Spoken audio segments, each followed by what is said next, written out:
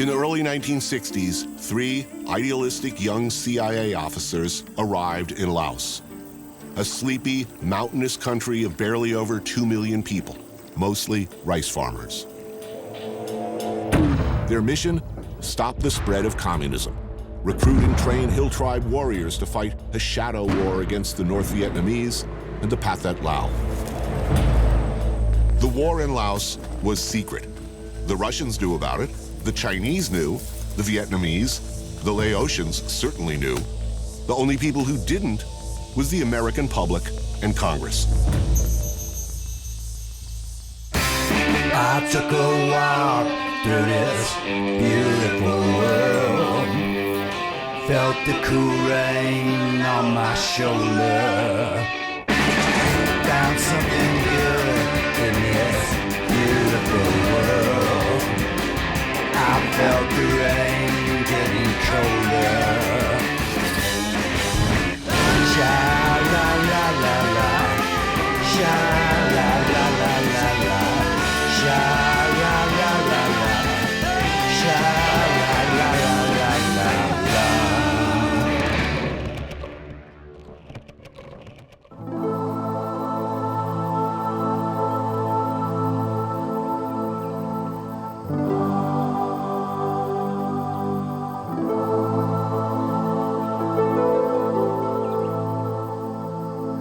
Thì tao này là tao không có tao thì tao lo mình đây cho cá đây cho cá này nó thầu anh nó chọt sao tuaแล้ว thì cho dọc bê sang cho tha thì có mình thì đi.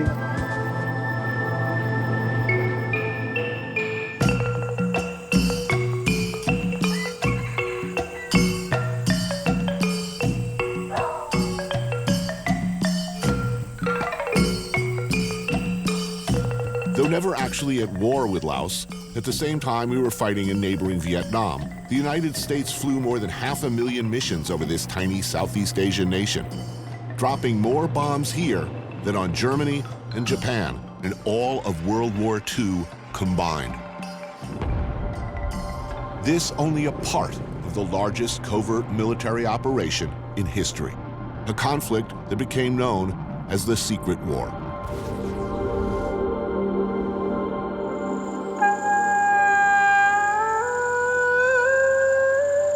There were 3 intelligence officers, key players in this secret war, who, depending on who you talked to, were either greatly loved or greatly feared and despised. Anthony Bourdain, also known as Tony Poe, had an extensive paramilitary background as a former Marine and CIA officer. Bill Lair, a Texan and World War II vet, was an influential CIA case officer. Vint Lawrence was recruited right out of Princeton, even though he was an art history major.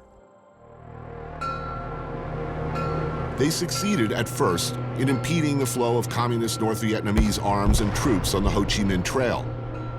But by the end, they were arming even children.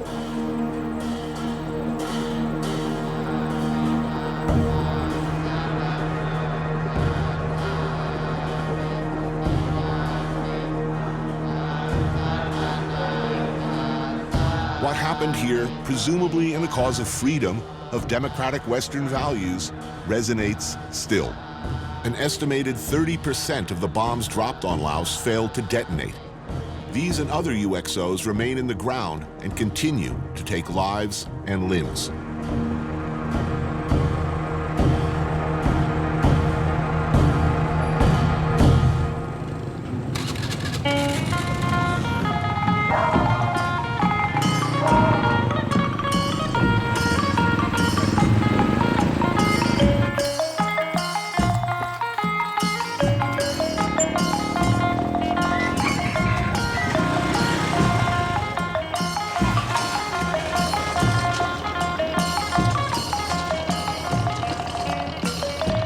Get off the plane. Yes. What's the first sort of recognizable smell that registers? Wood smoke, grilling, river as well.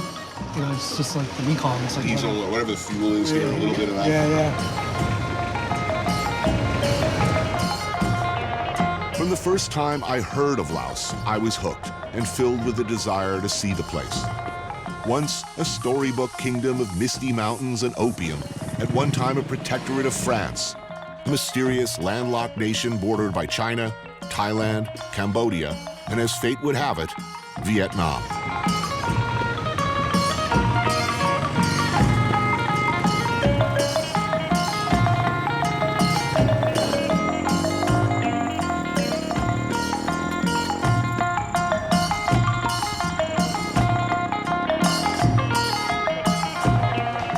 It's like the best restaurant view ever. All these women butchers.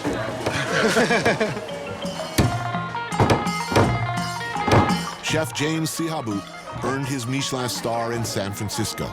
This is the first thing I get off the plane. I'm just gonna go find some copiaxin. He learned to cook from his mother and never looked back until recently. It's crispy pork, sliced pork, Blood cake, in it, meat broth. beef broth. Yeah, it's like steaming hot. James' family, like many, fled the fighting in Laos or the communist takeover that followed it. Nowadays, things are looking up a bit, and some, like James, are returning. Oh man, it's just like so homey. Takes you to a place. Takes me to a place.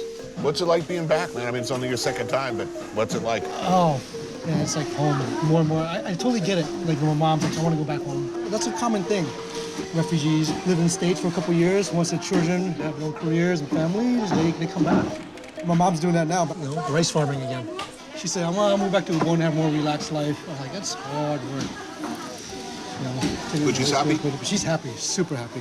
She looks a lot younger now after she moved back.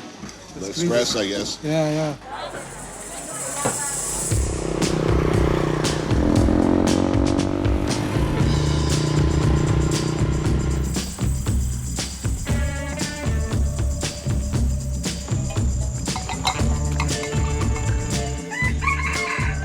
This village we call Long Lan.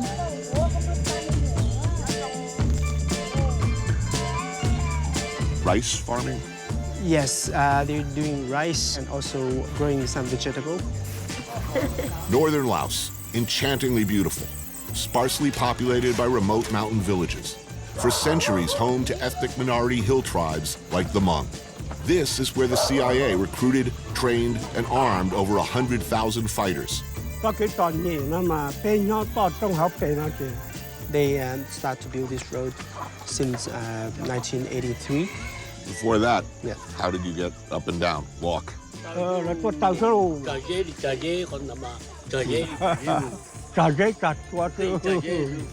In these same mountains, but on the other side of the conflict, there were people like Mr. Lee, now in his 80s, who fought for the communist Pathet Lao. He is Hmong, and during the Secret War, he fought other Hmong. Ah, fantastic.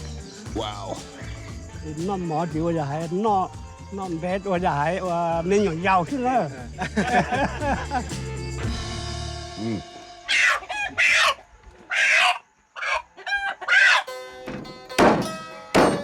This is chicken. And this is chicken also, but with blood and some inner heart. Every Hmong family will know this. Beautiful.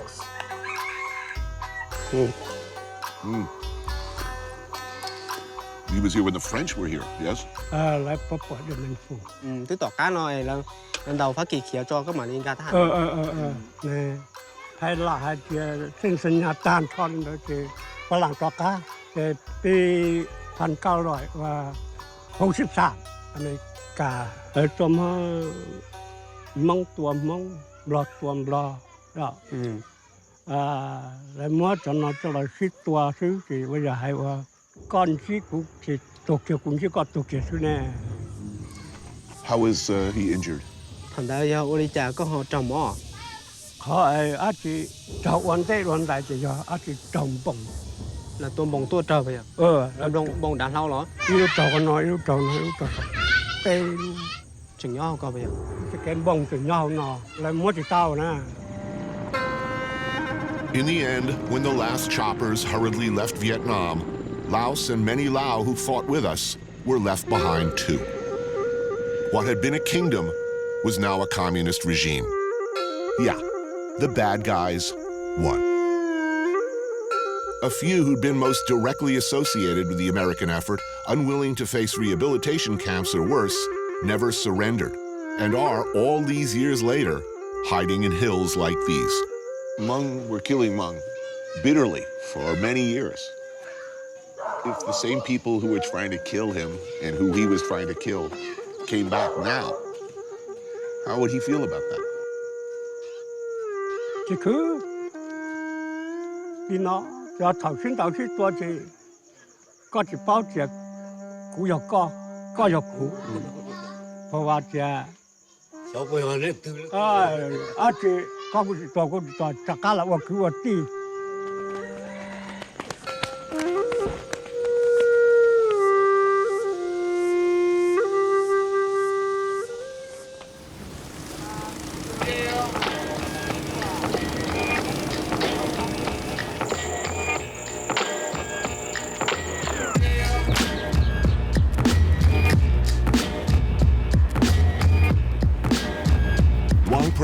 Laos' ancient capital is a sleepy city of ornate palaces and temples.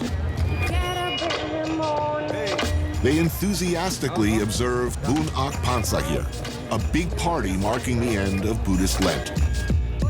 The whole thing culminates in a few days with a fire lantern festival, the symbolic casting away of your sins.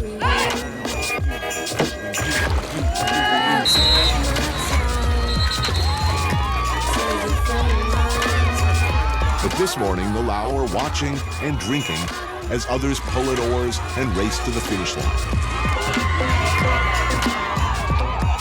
Boat festival?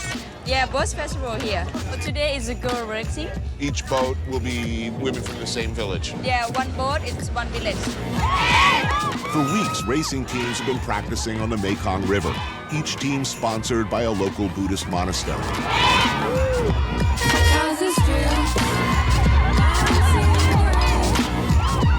Eat, drinks, enjoy view, enjoy bird. How old is this tradition? It's a long time ago, many generations. We start maybe on 6th century.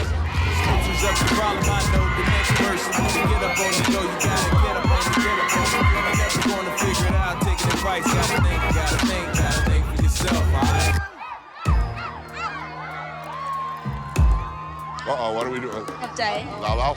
Yes, lao lao. So we do some lao lao. So made by the sticky rice, so Yes. it tastes good. That one's quite strong. Woo. This is close. Both of you born here? Yeah, I'm the older sister and she's younger. How has the country changed since you were little kids? The country changed a lot. We opened the tourism scene, so it's good for the local economy and local people. They can earn money direct from the visitor and tourists. President Obama was just here a few months ago. A few months ago. Yeah, he got offer a lot of help for I know that- education and for the Unexploded ordnance removal. I think $90 million. That's a lot. That's a lot of money. Help a lot. This one, the local snack. Oh, chicken feet. Good.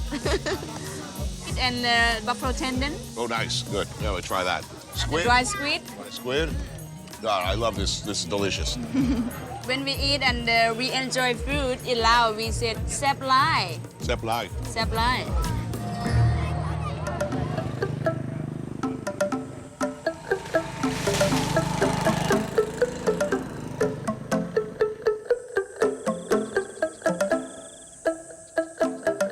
Your hotel. My hotel. How long has it been open? Well, it's been about 20 years. I'm having lunch at the Ban Lao Hotel. During the Secret War, it was the offices for USAID, America's foreign aid mission. The building was also a cover for CIA headquarters. That big building used to belong to USAID. Can we say whether? USA or CIA, I don't know. Well, this is what I want to ask. Generally speaking, back in the 60s and 70s, yeah. USAID and CIA had a lot of, let's say, overlap. Mama Vaughn, who I met here on my last trip, is making lunch, an elaborate spread of dishes whose recipes are left over from imperial times. So, what do we have here? This is lonesome fish from Mekong. We cook with shallots and garlic and chili and coconut milk and pork. River crab? River crab, yeah. See? It's good. It's only in Luang Prabang. You can eat the shell. Yes. And fish with pork grill, All in banana leaves. and a ginger sauce. We eat with pork skin. Pork skin. And we have to have sticky rice. Yeah, sticker rice. Okay, bon appetit. Food like this. This is an imperial dish, a royal dish. Have these disappeared, these recipes, or are they still here? They're still here, but you know, Tony, sometimes they do it not the way that not supposed to do it. They change ingredient a lot. My grandma teach me how to do this. Now, you were born here, yes, in Luang Yes, Prabang? in Luang Prabang, yep. And Michelle, you, I was born in Vientiane. Vientiane. have you lived here all your life? No. In France. In France. At the age of 11, I went to France to study. I came back in 1971. Oh, difficult times, 1971. Very good. Yeah, it was still the war. Mama Vaughn's longtime friend Michelle is a journalist, though what that means in a communist one-party state like Laos is necessarily different than what you and I might define it as. When I was in Paris, I studied ethnology. When I came here, they said, ethnology can wait. What we need is journalists. That's why you get your job. That's how I became a journalist. American involvement here remains a particularly painful and even taboo subject with the Lao government. Obama, the United States president, just came here to visit. What do you think it means for Laos? Well, I think one important thing is the UXO, unexploded ordnances. Right. American B-52s. They came on bombing missions on Laos every day. And after bombing, they have to cross Mekong back and land. But they are not allowed to land with bombs on board. Right. So if they have bombs left, they would drop them at random. That's why we have so many in so many provinces. What do you think it means, though, that the president came here? Look, this is a small country, only 7 million and Yes. change people. Yeah.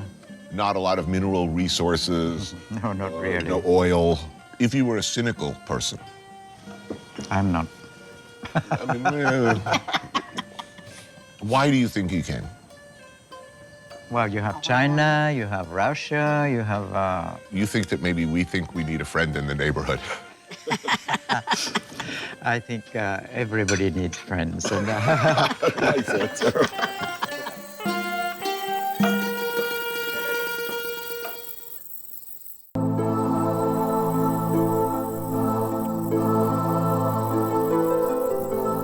So you were born in a refugee camp, Yes, moved to the States, what age?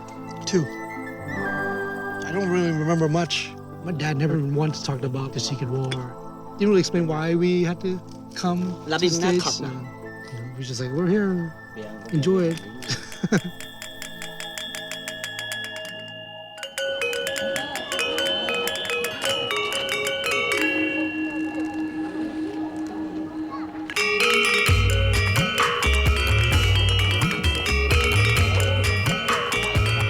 Almsgiving is a daily ritual, but this is special. People always sit down along the street, Right. wait for the monk coming and give stick rice. Most people, they keep stick rice. Bunak Pansa means the end of months of isolated meditation. Monks celebrate with a once-a-year Halloween-like bonanza, where in addition to the usual sticky rice, all manner of treats are offered.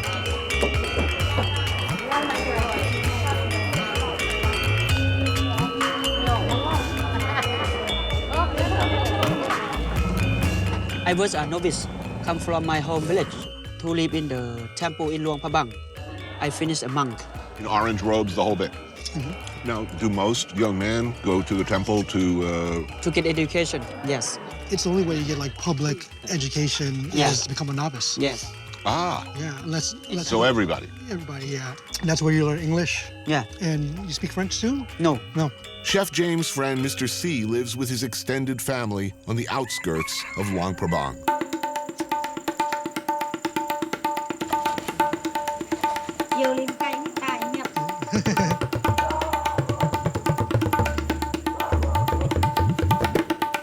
Looks awesome. So, what do we got here? Alam is an iconic Lao dish. What are your mushrooms? Dill. The key ingredient is the pepperwood. these wooden blocks, which has like white pepper, star anise. That infuses the fish. You don't eat it. It's like you don't eat it. Very herbaceous, peppery, really rich. Unlike anything I've ever had. We have 2 types of lop. One's raw, one's cooked. So it's cooked buffalo, raw buffalo. Buffalo. Man, it's really good. This was kind of improvised. Lit bang. Lit bang translates to fixed blood. So it's buffalo blood. It's a really tricky way to prepare the dish because you want the blood to set. So the way you do it is dilute the blood with water. Right. And just pour it over herbs, and that's it. Lao panna cotta. This is really, really good. You know, the balance is so beautiful. This meal kind of represents like the Lao table. You always got to have a soup. You always got to have some kind of lob, a stew, some kind of muddled salad, sticky rice, of course, and dip. And beer lao. And beer lao. Let's get some Yeah, let's get that beer right. lao. Let's get that. Sống đi. Come here.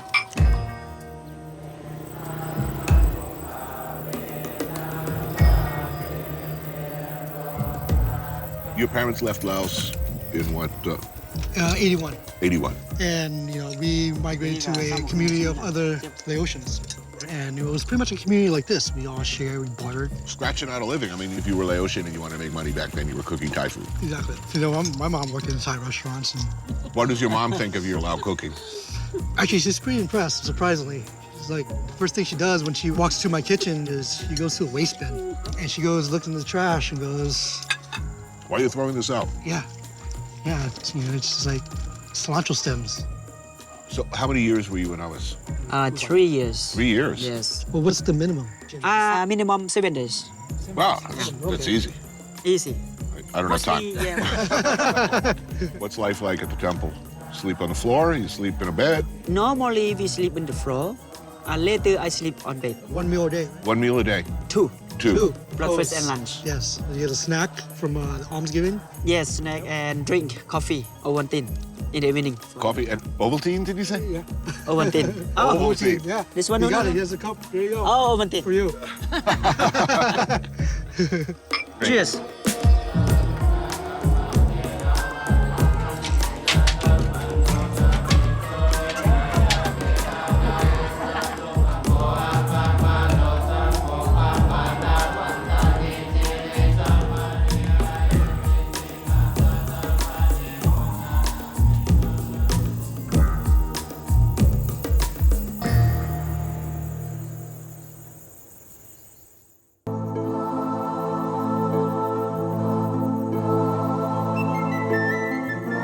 The American experience in this part of the world is something that everyone wants to pretend never happened.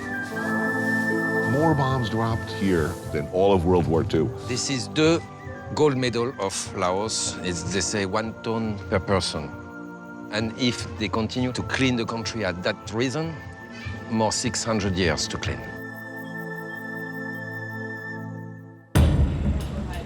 Ren, come on, Ren, come on, come on, come on. Oh no, this is the strong stuff. Ning for Jordan, good for you. Hello. 1, 2, 3. Waran kon, phép mang ta sok, an kon arasin, an kon phép mang tê phop tre biếng. Wow, mang tê out.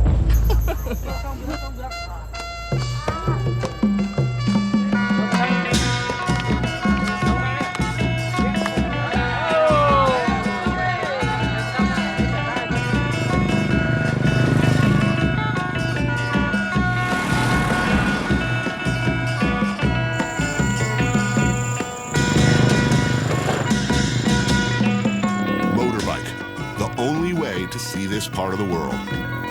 The thick, unmoving air, the smell, past rice paddies, water buffaloes, what feels like another century. Laos is the kind of place that can easily capture your heart and not let you go. This is what you do, right? I mean, if you're thinking of a place to open a bar or a restaurant, you're going to put it by the river. Yeah. Yes, yes. Nice breeze, nice view. And you see Lao people, they come here during the afternoon, they have a drink, it's nice. Perfect. Perfect. More than a few people came here for vacation and never went home, like Ben. So how long have you been in Laos? In Laos, around 15 years. I haven't been back to France for a long time. When you first came here, what was it like? It was just open, you know, it was beginning of 2000. What do you mean by just open? Before it was very difficult to travel, you know, no? If you have a permit to travel in Luang Prabang, Right. you can only visit Luang Prabang. You want to go another province, you need to have a special permit to change. And I had a friend, my friend said, no, let's go to Laos. It's more protected, more natural, more authentic. I said, okay, why not? The first time I arrived in Luang Prabang, I was feeling like Indiana Jones, discovering a beautiful city. At the point is I fell in love and I couldn't go back. What's your typical day here? Like if you're not working, you're on a good day, you know, A Sunday. good day, you have a party. You have a party, beer lao, friends, that's for sure. Again, there is nothing special to do. It's just the way of life. Yeah. Training. So how has it changed over the years? I mean, you go to Saigon or Hanoi, money coming in, foreign ownership of everything. That's not happening here? Yes. I can see there is an acceleration now. Now, when you go to the market and you say, where is it from? They say Thailand, Vietnam, China. And to find local fruits, it's difficult. But if you talk to old people, they will say Bopenyang. We are like the bamboo. We are not trees. So when there is too much wind, voila, we bend and we get up. And Bopenyang. I was a monk for a little bit more than 1 month. In fact, I signed for 3 weeks. After 3 weeks, I wanted to stay a little bit. They push a lot the way to not suffer, to learn how to disconnect the important things in life. So that's why the people, they drink a lot, they like to enjoy, to share. If you don't share, you are poor. More you give, more you're rich. You have money a lot, you lose your money tomorrow, some people will be upset.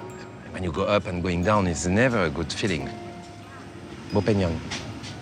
As they say, look at the river. It's go up, it's go down, but always in the same way. And at the end, is the end. Voilà. Bopenyang.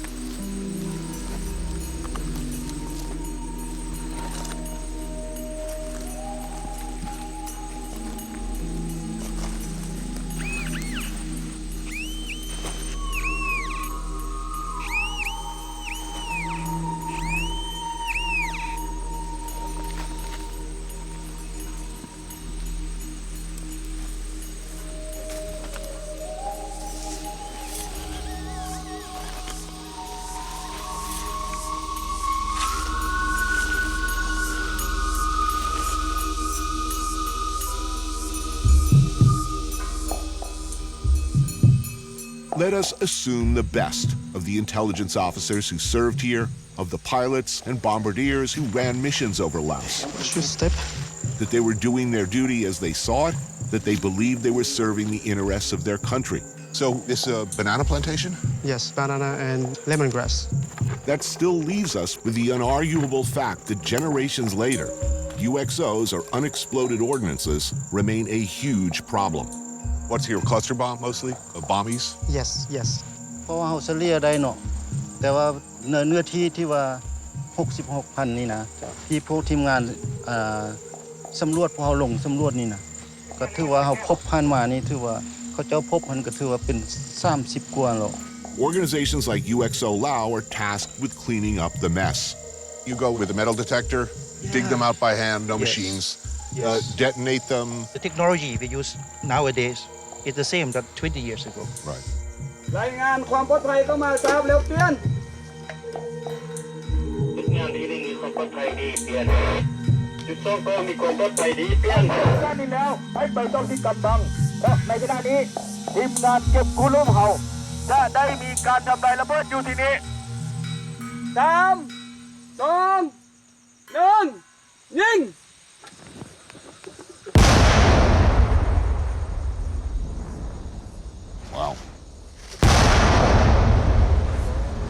Big Bang.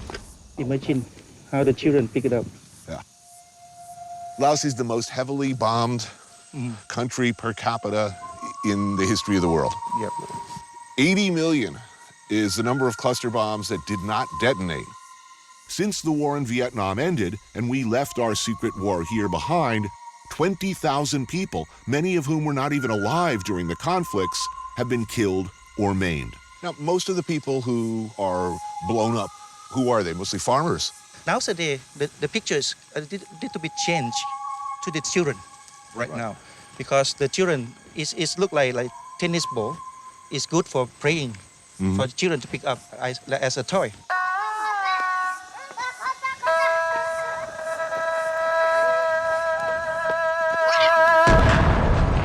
So far, only half of 1% of the country has been cleared. 80 million cluster bombs Right. that still left in the country. Right.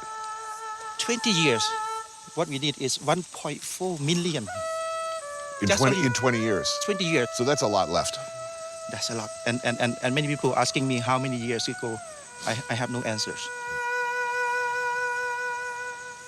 3 3, 2 2, 1 1. นิ่ง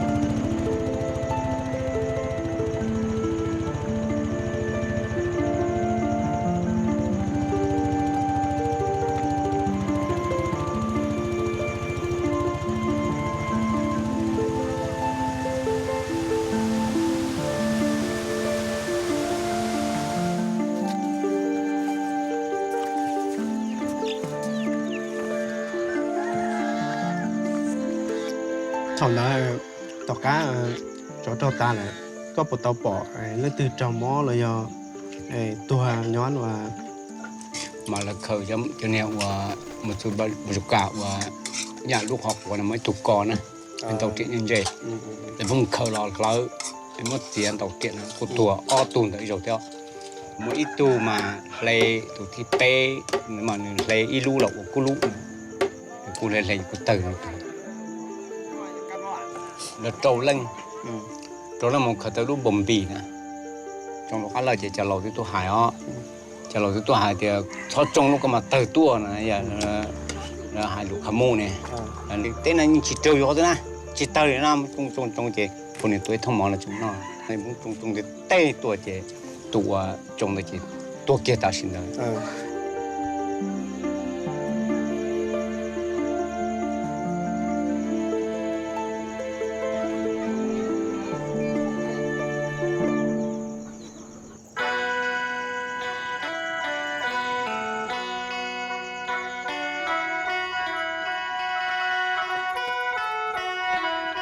chính xác có ba món là đặc biệt là của ta.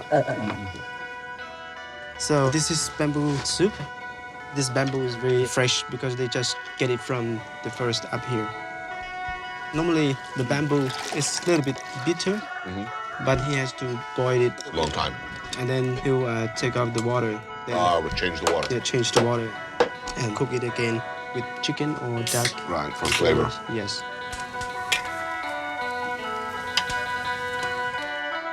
So what year was he born? How old is the gentleman?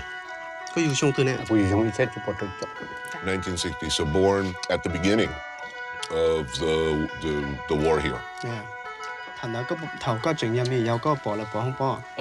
mà ôn chia ta đi chia ta đi họ không bỏ trục này chỉ trong này giờ thì thầu mà cho không bỏ là mà nó đau vậy nó đau vậy và có chỉ khởi bỏ chế nhà giàu khởi tàu thì mình giờ mới trồng nhiều cùi mình giàu thế lục mình giàu thế mà lục bỏ lục la cái mũ đây lục vàng như vậy thì lục vàng mà giờ so sánh cha vậy sánh cha thì mới chuột một trâu lại lục vàng cậu hoàn chạy thì mình chỉ có thoát mình là thì thuộc cỏ tàu mới chuột mình chỉ thả tủ sống này thì từ chuột chỉ kéo nó cho thì nó tung thò lại thì trâu kia không nó ilu trâu nó ilu trâu không nó chỉ nhau không một mỏ ta quê một America tha này một America While these days the effects of the secret war are receiving more attention, much of how we got here remains off limits.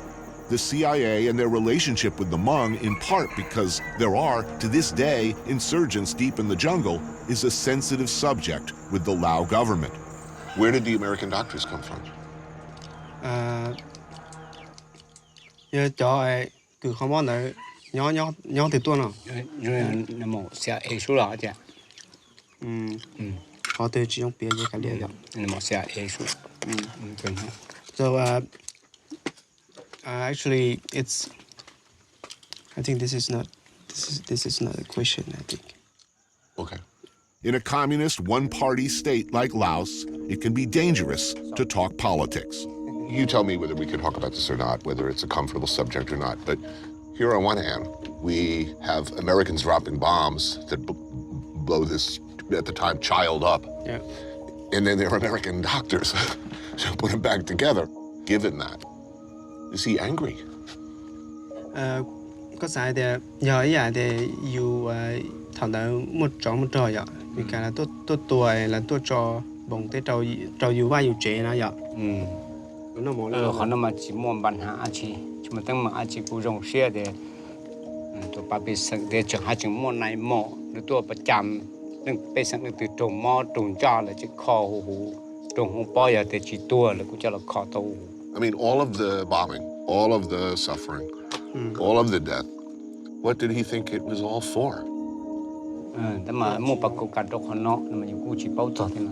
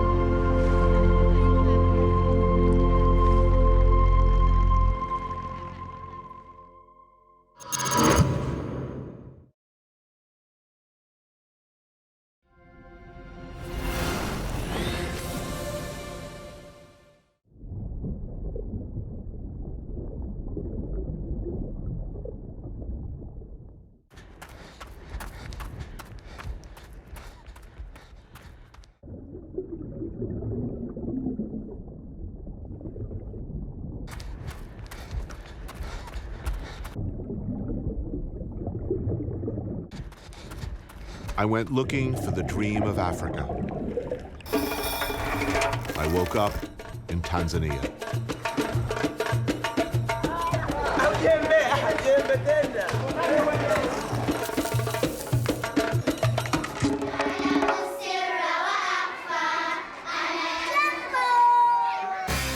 I took a walk through this beautiful world. Felt the cool rain on my shoulder. Found something good in this beautiful world. I felt the rain getting colder. Sha la la la la, sha la la la la la, sha la la la la, sha la la la la la.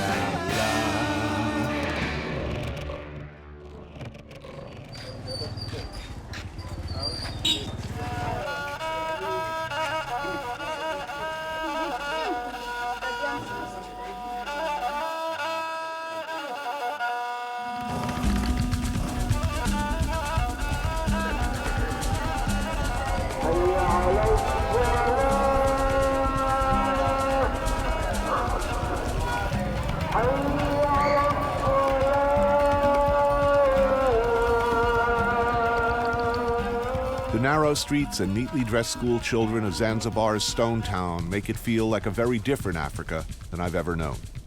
It's tight, small. The architecture speaks of many layers, of a hierarchy long gone, but still evident. The famous Zanzibari doors, for instance, meticulously carved of mahogany and teak. The patterns reveal details of the original inhabitants' ethnicity and professions. Brass spikes evoke similar doors in India. The lotus flower, a historically Egyptian symbol, is meant to promote fertility. And chains, a reminder that this once was a central hub of the slave trade.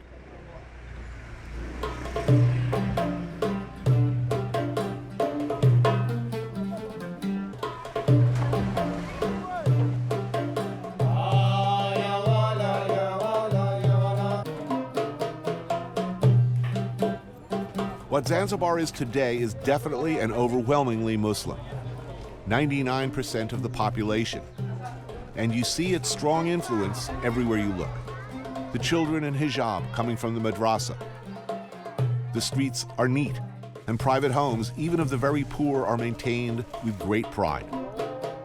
The call to prayer, 5 times a day. Zanzibar, part of Tanzania but also a semi-autonomous state, sits just 30 miles off the coast of the mainland. The minute you cross the ocean from mainland, the minute you enter Stone Town, you feel like you're in a different country, a different culture, different vibe. Saleh Saeed is a native Zanzibari and former tour guide, and he knows his way around these parts. So, what are our options here? This is what we call mandazi. Mandazi, a classic Swahili treat, basically an African donut or flipper. And bahiyas, a fried lentil fritter, Indian, spiced with cumin, turmeric, and coriander. Grab a cup of coffee? Yeah, let's do it. If you live here, if you're from here, chances are you start your day with some bitter, spiced coffee, talk about the issues of the day. Politics for one, maybe a pastry. You like yours? Oh, that's good. So, you're born and bred here? In Zanzibar. How long has your family been here? How far back do you guys go? I'm half Indian, half African, and my mother's been here 4th generation. 4th generation, so that's starting out in? Late 1700. Wow. Who built Stone Town? Who built this neighborhood? The construction started in about 1830s, during the Portuguese colony. We had Portuguese, yeah? Right.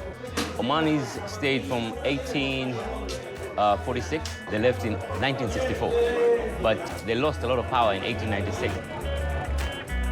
Confused? Let's take a step back.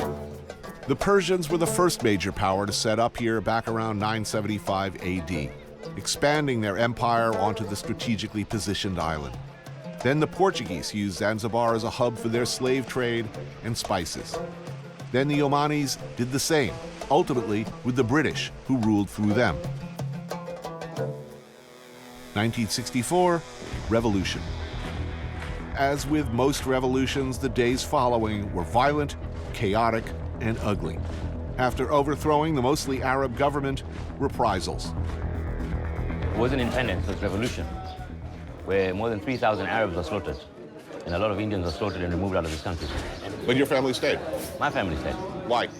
There was no money in the family for them to move out. So it was just there was no option? There was no option. To stick with what was left? Yeah. Tough times? Very tough times.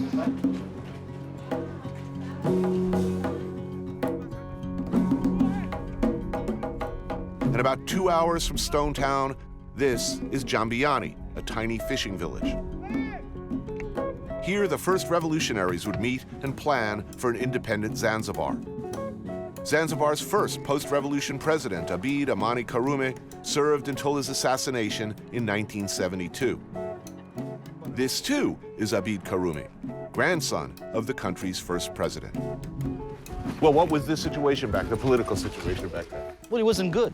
Basically, it was the English on top, Arabs in the middle, right, and then the Africans way at the bottom. And it was a form of apartheid, you know. Was this village sort of a center for revolutionary? This village was important in terms of the political support prior to the revolution. When my grandfather and my grandmother were staying right here, and they had meetings on the field, right over there. Yeah. That's where they would have their meetings.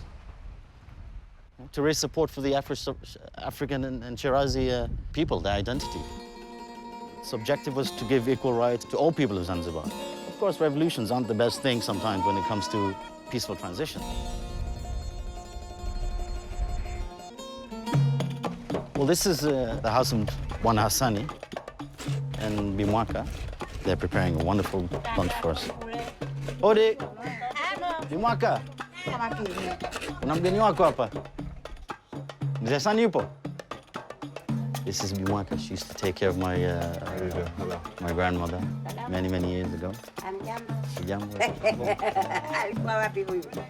Basi tunaelekea ukasani. I'm looking forward to lunch. Bimwaka was a close family friend to Abeid and his grandparents, and she's putting together quite a spread. Coconut rice, freshly caught fish called tassi simmered in broth of garlic and lime, topped with mchuzi, a fresh salad of chopped tomato, eggplant, cucumber, and potato. Another fish, kabua or mackerel, marinated in lime juice and garlic, then pan-fried. Now this is good. Whoa, that's looking good. So, coconut rice. Yeah. Chapati bread. Yep, that's it. From the other side. Yeah. Other side of the water there. That's it. This is cassava. Cassava. Yeah. 3 different types of and fish. fried bread. Wow, what a spread here. And you can use your hands. Good. Fish I can do by hand. The rice, I'm gonna help. Good. What do you think of the muhogo? It's nice, huh? The cassava. Lovely. Yeah, it's very good. The rice is great too. Whatever your feelings on revolutions, it is probably worth remembering that they start in places like this, people talking. And when they are won, they are often won by people who sat at the feet of the original planners, people who look like this. Look at all these kids. Watch out, future revolutionaries. Exactly. New ideas coming in that change things come from them.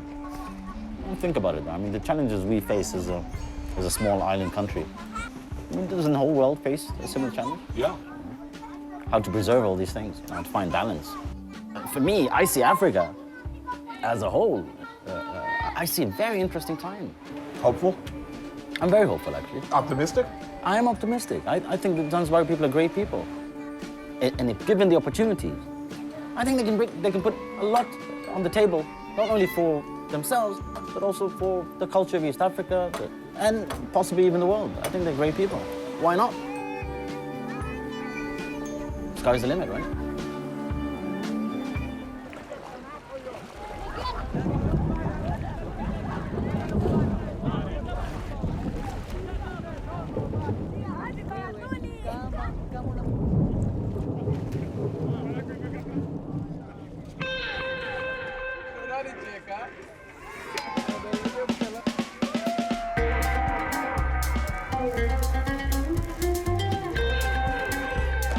Say you're going to Zanzibar and people will tell you about the street food.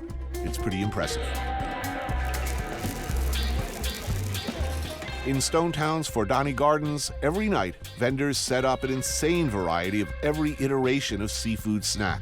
Oh, yeah. Oh, I love some of that. The first one here, we got the tiger prawns. We got some shrimps. We have octopus calamari mixed with masala spice. We have a scallop, shellfish. We have a mussel, small shell. We have like a tuna fish, blue mali, red snapper, korashai, mahi-mahi, and red snapper. Good. So welcome. I think, let me try some of the octopus. So how about lobster? Yeah, with masala spice, but it's not hot. When you feel hot, we give you chili I like hot. mango. All right, good. Give me some chili mango with that. Okay, good.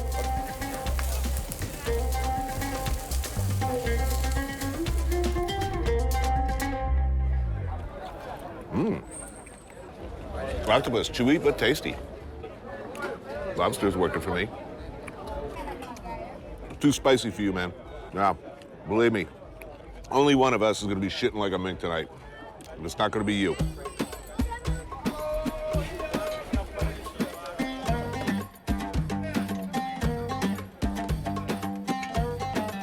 Ooh, the famous Zanzibar pizza. Awesome. Carrot onion, beef, tomato fresh, cheese, mayonnaise with egg. Sounds awesome to me.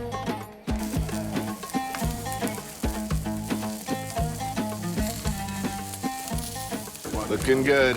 Thank you.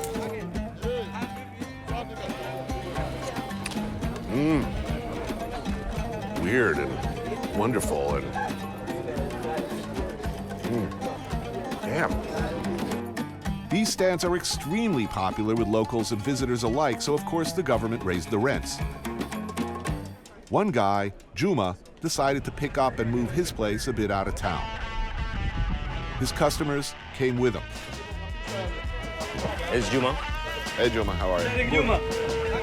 So, what are we having? Yeah, your choice of beef on the stick, chicken on the stick, half chicken, and all the spices and sauces that they have here. Right. I've ordered beef for now. Beef, good. Now let's get half a chicken. Have a chicken? Yeah, sure. Juma's is famous for his chicken. Hey! The bird is slathered with a mixture of garlic, lime, coriander, ginger, salt and pepper. Then it's grilled and served either as satay or whole pieces topped with tamarind chili sauce. Preparation for all this, they start in the morning, preparing, cutting, and then they come here at 6:30, and they finish about 10. How many guys are working here? There's about 6, 7 of them. 6 or 7 of them. All around the table. Wow, this is a like big operation. Okay, he's finishing the skewers. I guess he's half cooking or saucing. He's reheating, finishing the skewers. That guy just doesn't set up plates for him to top with meat. And then I guess they got the bread and sauce and finishing and to go also. What are they squirting on the fries? There's hot sauce, there's ketchup, and there's tamarind. They say you never go hungry here. There's always food in the street. If you come here to buy 10 skewers, you'd end up actually buying 20 or 30 because somebody's always asking for food. Right. And you always buy. It's just the culture. No one says no to each other for food. You had to, eh? There we go. And you use the stick as your fork. Hot, hot, hot. Oh. Where do you think the recipe came from? This is a real mixed up history here. It's mostly Arabic, Indian components have been in. The spices, most of the trees, like mangoes came from India, pineapples came from Brazil. Tamarind, Southeast Asia, like not even India. You get in India. Damn, that's good. Tell ya, the chicken's really awesome. Might need some more of this. I like the heat, man. Woo. Good stuff. Incredible.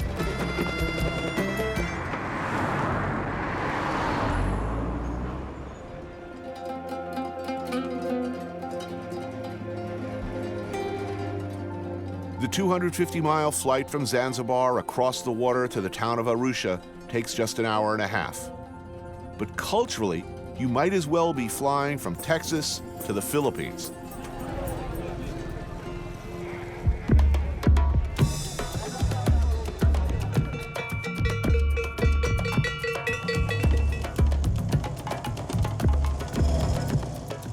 Kilimanjaro, into whose white peak Hemingway's gangrenous hero saw himself disappear as he slipped into death.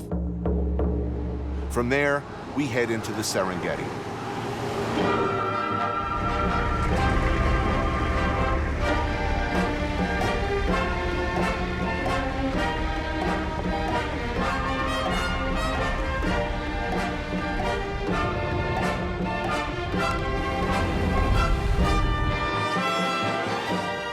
A journey of this kind, one must expect the occasional setback.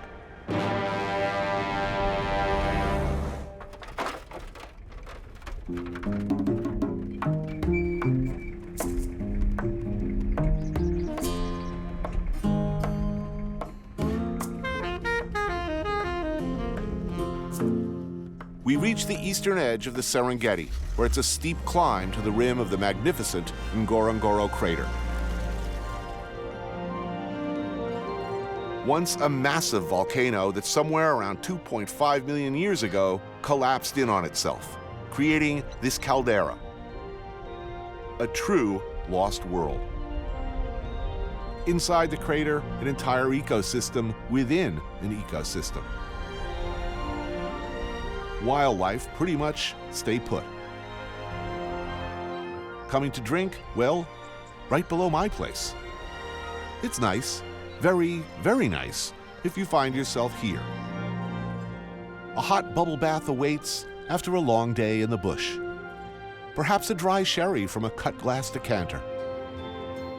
The next morning, one rises to breakfast in one's chambers, on the balcony perhaps. Silver service, hot coffee, freshly baked croissant. Morning. Thank you, sir. You're welcome. Enjoy it. The rules of the house, while slightly restricting, are sensible enough. And given the luxurious surroundings and the view, hardly a burden. Not supposed to wander around at night here, unescorted. There's like lions and hyenas and elephants and stuff. And while I'm told the baboons can get rapey, there were no knocks on the door.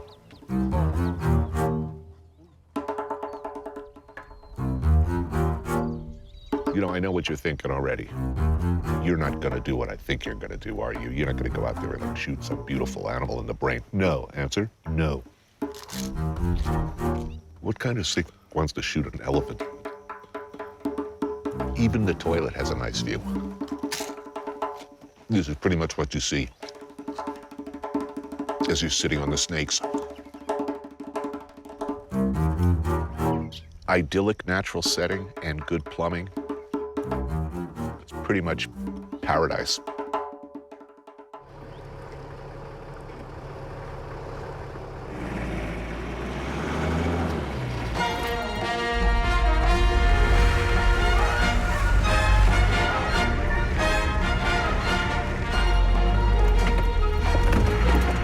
It's nuts driving into the Serengeti.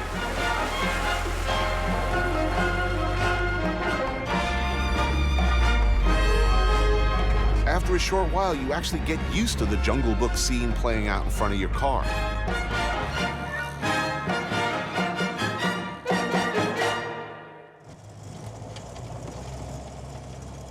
It's interesting to see the giraffe and wildebeest, zebra. They all seem to hang out with each other, no conflict at all. Pretty much there's no conflict in what they want to eat. It starts with the elephants, buffaloes taking the big stuff out.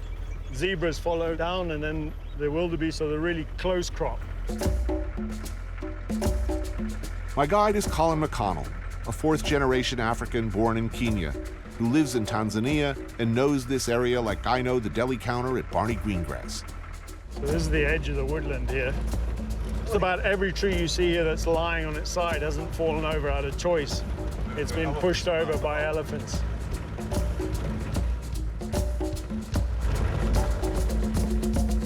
There's an elephant over there, guys. Oh, yeah. Whoa. There's a big bull. Magnificent. Will he charge us? No. If we piss him off? If we pissed him off, he would.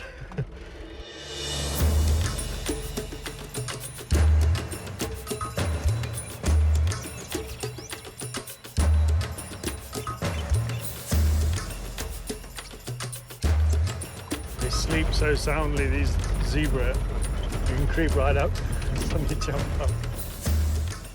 Zebras and more zebras. So many you almost get bored seeing a herd of them. Giraffes looking only slightly irritated to be interrupted. And ever more massive herds, stadium-sized crowds of wildebeest, a fish concert of these unkempt-looking things every few hundred yards. All that's missing is the hacky sack. Everyone's come to terms with now that the wildebeest migration means wildebeest jumping into rivers. I mean, the fact that that only happens 2 months of the whole year, the rest of the year they're trekking through the bush. But to me, this is so much more spectacular. You see these big numbers. You'll be in an area this morning that was full of wildebeest and go there this afternoon and there's not one. They've moved. Thousands and thousands of wildebeests on their annual migration are everywhere. A big circle stretched out across Tanzania and into Kenya in search of prime grazing. It's all about water and grass and a good place to make babies. I mean, look at this little guy. He's keeping up with his mum. Yeah, he's doing okay. Within 15 minutes of being born, they're up and standing. Right. Running as fast as their mums within a couple of hours. There's a wildebeest that didn't make it. How old is that, do you think? A day or two. Oh, really? Yeah, That's very all. fresh, very fresh. Wow. You don't want to get lost here. You definitely don't want to be on foot, outside your car, or injured, for instance. Nature, as they say, is a cruel mistress. It takes care of its own without mercy. The evidence of this cruel math called survival is everywhere. Non-immediate family are not going to help a brother out. No, you'd think, huh? Start limping, first come the hyenas. The hyenas see the vultures dropping. Right. That's a key to them that there's some food up. And the vultures really need the hyenas to rip open the skin to start eating it. By the time they finished ripping out your soft parts, treating your femur like a chew toy, the vultures and the marabou storks, lovingly called the undertaker birds, have been waiting for their turn. I don't know about you, but whenever I have cause to reflect on a pack of hyenas tunneling into an ass and ripping out the guts, I think, you know what? I could really go for some pesto right now. By Lake Maasai, we pause for lunch. Indigenous specialties like penne with pesto, steamed baby corn and snow peas, grilled tomatoes sprinkled with Parmesan. Oh, look, brownies. Wait, those hippos are coming in close. Yeah, they can smell the pasta. Or maybe. They love pesto. They're coming ashore. You're safe. Over thankfully cold beers, I learn who is really the most dangerous animal around here.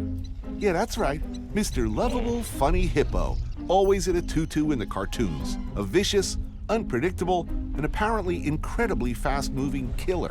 You know, you happen to leave here and go for a pee behind the tree there. Yeah. And come face to face with this hippo. A hippo would easily outrun you. One big chomp, big tusks go straight through you, chop you in half.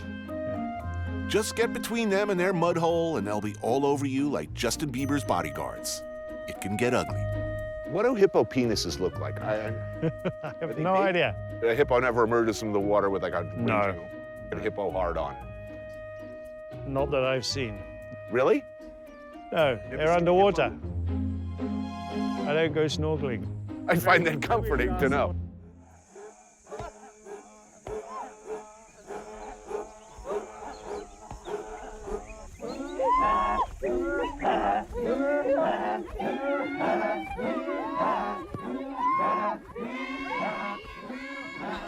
They are among the last great warrior tribes on Earth. Semi-nomadic, they believe that all the world's cattle are a gift of the gods to them, the Maasai people. They move with their animals across the Tanzanian plains, setting up homes where they find the best grazing.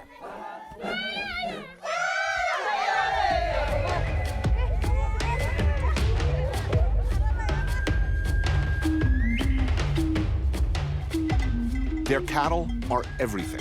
The wealth of the family, units of currency, givers of milk to live, and on special occasions of meat and blood. The Maasai construct their villages or bomas like this as strategic hamlets designed to repel and discourage predators. You have a lot of livestock coming in here. A lot of the other, like the migratory games, they've all taken off. So this area is quite famous for the cats, for the big cats. The big cats, lions, roam free here, an area of the Serengeti called Ndutu. It's the paradox. I mean, the lions are an enemy to them. They are a competitor, but they're also something that they greatly admire. It's the map. Swedish native Ingela Jansson, a field biologist with the Serengeti Lion Project, is trying to find a balance between the needs, traditions, and basic identity of the Maasai people and the outside world's desire to protect these beautiful killing machines. This is what can happen when a Maasai warrior defending his cattle takes on a hungry adult lion. Nobody wants this. For the Maasai, being apprised of the comings and goings of the lion population is a useful thing. Preferable to find out in advance, one would think, and take evasive action, than the alternative. But remember, too, and respect that the Maasai have always defined themselves and their identities by their enemy, a tribe of proud warriors. What happens when there's no one and nothing to fight?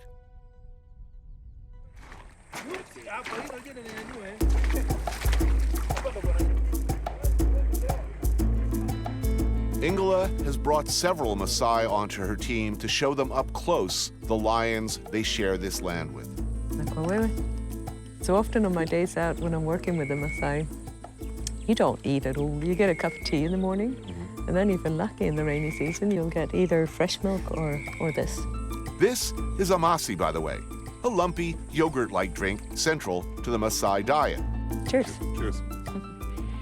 And before you say yuck, it might be worth noting that between their nearly 100% protein diet of meat, blood, and dairy, the Maasai are known to have near superhuman cardio, Olympic-level stamina and condition. They can run miles at a time without rest or water and can basically kick your ass at near any physical contest given half the chance.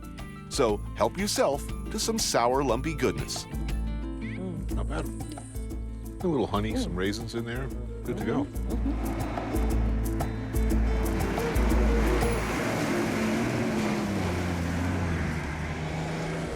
It's so different here, like the rainy season, dry season, such different challenges. What do you think of going under here? I'm okay with it.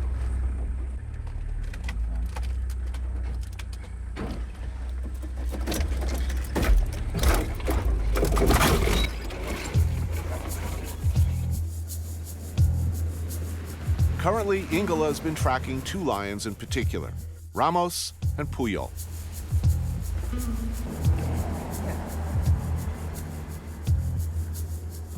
Oh, Ramos is there. Safi.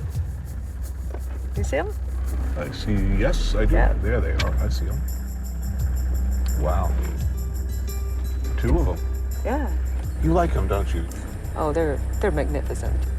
They're very admirable. He's a bit of a warrior, that one. Should we try and approach them? Yeah. When you go for lions, you don't never drive straight on them. Right. You kind of go at an angle that relaxes them a lot more.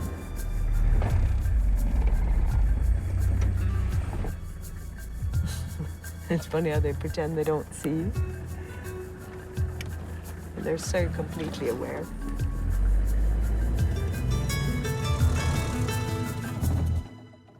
So basically what we look at to identify them are the spots. It's like their fingerprint.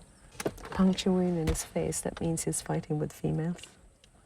Like if they fight with another competitor males, it'll be, the wounds will be on the back. It's too dangerous to go for the head area if they're fighting. The reason for the collars is to see how lions behave to cope with threats in the area, to show that lions and Maasai can actually stay together. They've always lived together. For the Maasai, one of the diminishing things for them is large rangelands. It's the same resource that a lion needs. If push came to shove and one part had to go, it wouldn't be the wildlife. That's bringing in far too much money for this country. So if they can show that they're actually fundamental to protecting this area and protecting the lions, well, then it's the better for them as well. What's total population of lions, do you think, countrywide? Tanzania probably houses 25 to 50% of the total population of lions, so it's an important country for it. And the last estimate is 30,000 lions remaining in. I think it's not so much the worry of the size, but it's the rapid decrease. We've lost large predators in the big part of the world. The world carries on. You would probably have other predators to take their place. You know, there'd be the hyenas, there'd be the cheetahs, there'd be the leopards. Of course, they couldn't take the big prey like the lion does. If you think about it that way, lions are a big show of an ecosystem that is healthy. They're important to that. 22 hours of the day, they relax.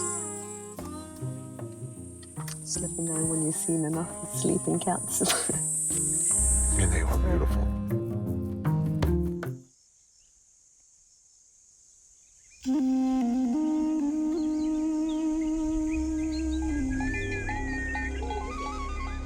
Just a few miles from the crater's rim, Misigio village.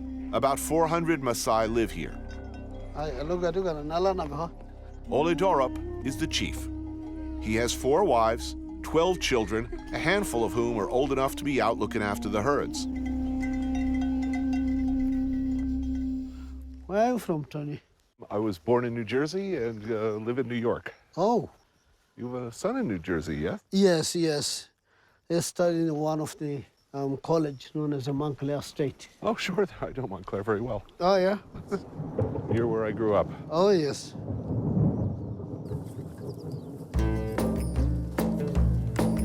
Wow, look at that cloud there. There's going to be some downpour. Well, do you think it comes here, Oledorup? No. No? No. Yeah. Not us. It's funny, like they always know what the clouds are doing. There's a weather reports out here. The Maasai have been migrating with the seasons since they came to this part of Africa sometime in the 15th century, long, long before the Serengeti became a national park. And here we run into the kind of existential conflict we'll be seeing more and more of as the world decides what they value most. Unspoiled expanses of nature, populated still with magnificent, wild, but aggressively protected animals, or the indigenous people. The aim for our project is promoting coexistence with lions. So when I came here to start up Lion Guardians, but there were many among the Maasai that were very suspicious. No. Why? They thought this is going to lead to us being kicked out. That's a constant fear in this area. Because in the past, the Maasai go to find the lion where they are, and they kill. But today we stop that. Or we can kill if no way.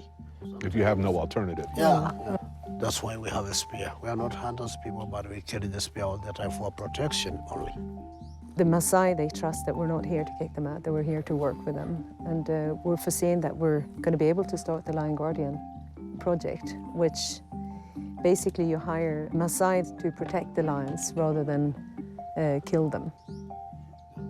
With all of the cattle the Maasai people have, how do you protect them from predators? The animals are very smart enough. If you do not bother them, they do not bother you. So how about when they're grazing? When they're grazing, we have people who follow how to. And that's enough follow. to discourage hyenas or lion? Yes, but sometimes they're happy lions. So they're making allowed to show themselves that they're very happy. And the way to make that, they say, woo, woo, that's make you happy, you know. That's if they just like to catch something, you can hear very close, rolling like, and that stop. But that's allowed like, woo. That's a happy one. That's a happy one. No problem. No problem. But that purring one, the second noise, that's not good. That one is not good. That's not a here kitty situation. This one must looking for founding food, maybe. Okay. Wow. My cat hates me. Yeah. Okay, this a lot of you are going to find very disturbing. So, I'm guessing the little goat over there is about to get the bad news.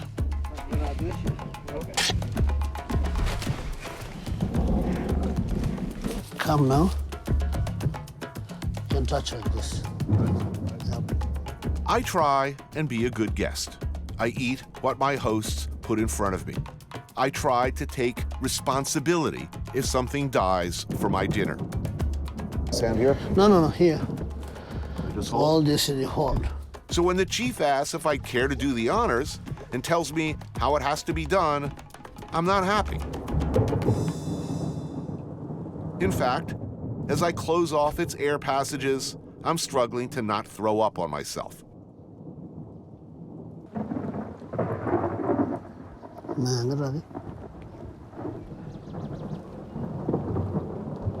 Yeah.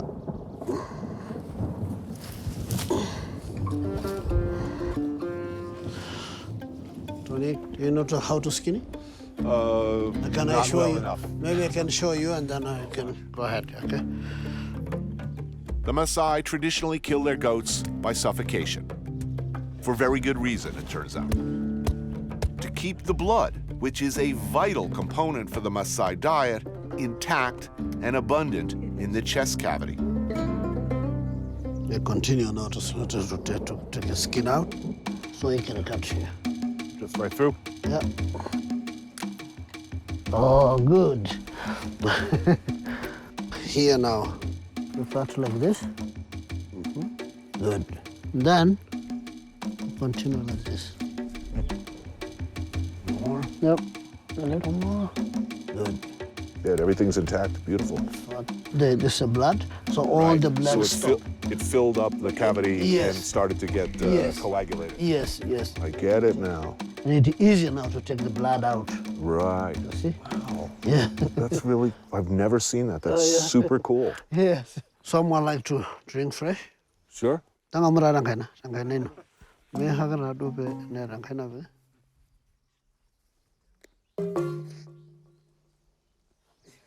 Hey, not bad. Oh, it's good. People, they eat this one fresh. That's a kidney. Yeah. You like a piece? Yeah, just a little piece. Little. Deed done. It's time for a little kidney.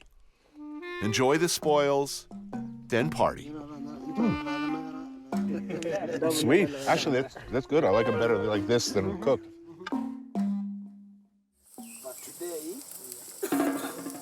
Well, smelling good. Osinoni. Osinoni, yeah, that's true. They're smelling good. I'm not too much of a meat eater, but this, I kind of like the goat.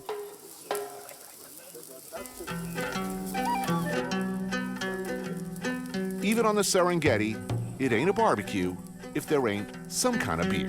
Normally, the Maasai, we love honey. We have we call honey beer. You drink it just very strong. So we have here. Love to try some. I noticed a palpable change in the mood.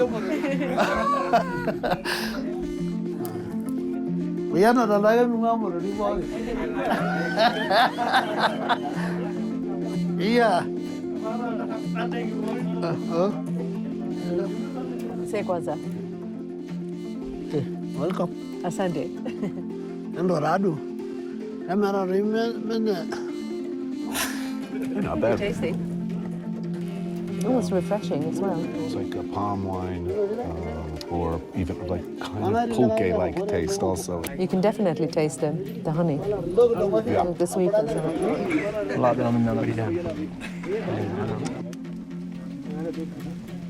According to our culture, everyone has carried a big knife.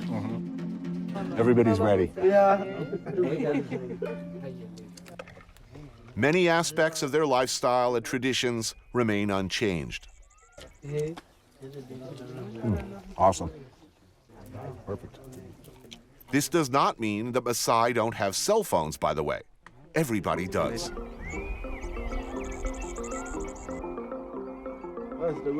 As you say, when you're talking about how can we balance this, because We're now looking to send our children to school, getting a good education, but we still stay in a very strong culture. Yeah, it's really coming like a hard time, but we continue. Well, that's another question. You know, when your son comes back from New Jersey, you know, is your son going to want a motorcycle? Is he going to want a car? Is he going to want a flat screen TV? I don't know for the future because, as you know, the children, they are very quickly changing their mind. Maybe one day coming as a New Jersey boy, I don't know.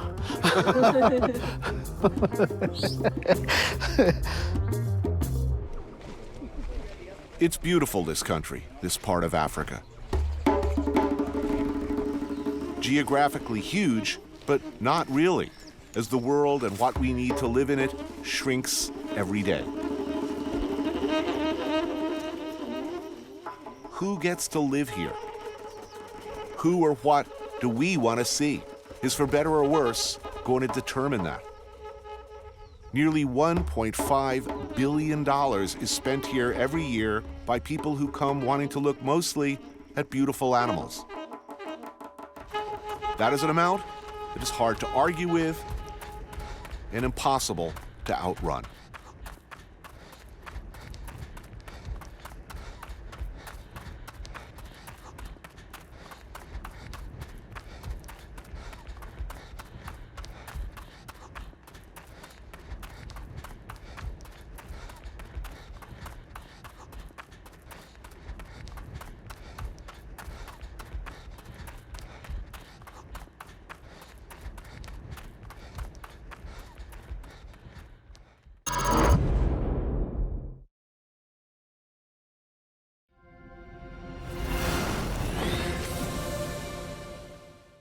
This is a good place to both experience fantasy and reality.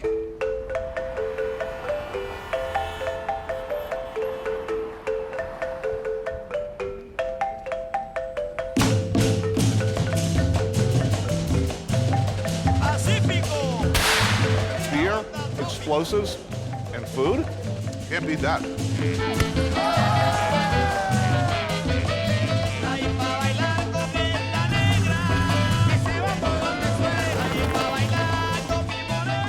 Well, gracias. So you just stand here in the street and random strangers bring you delicious foods. This is a great country. I took a walk through this beautiful world.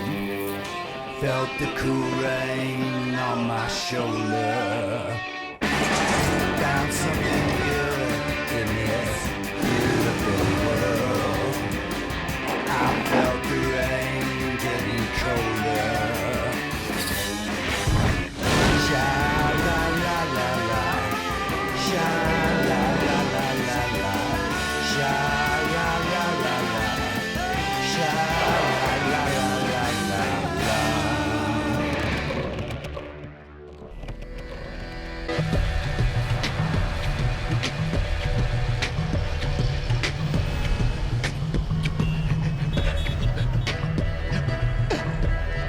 Colombia. Ordinarily, and for all too many years, when this country makes the news or appears in a film or a television drama, it's not for its looks, which are, I should say right up front, spectacular. It's not for its people, who are, everyone I've ever met anyway, warm, proud, generous, and fun. Or for its food, which is truly great. I don't know what this is, but it's good. Fruit in this country, excellent.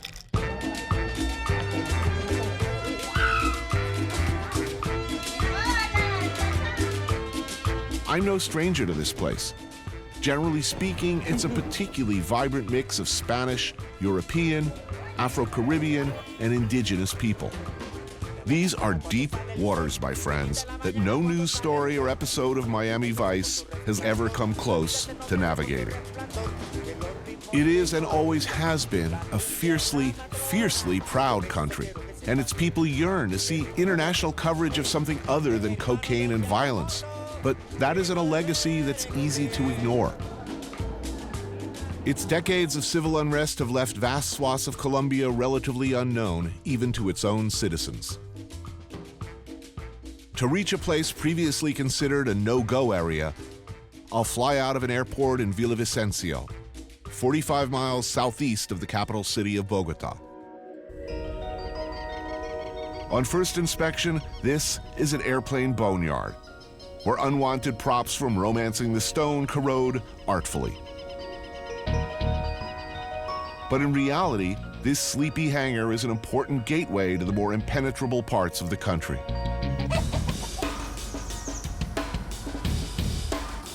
The remote settlements in the Amazon basin are cut off from the country with neither rail nor roads connecting them. There are only two ways in, either boat for several days downriver or aboard a jungle bus, which is what locals call the World War II era DC-3. I've flown worse. I've been brought here by Pablo Mora, a teacher at Medellin University and a particular enthusiast for this classic of Golden Age aviation. You've taken this flight before? Yes. Every time I have a chance, I come here and fly one. It's a romantic thing. He sees the work that these hulking great airships and their pilots do as daredevil humanitarian missions for the more remote Colombians. They have an in-flight movie. No. Nor first class either. What? No.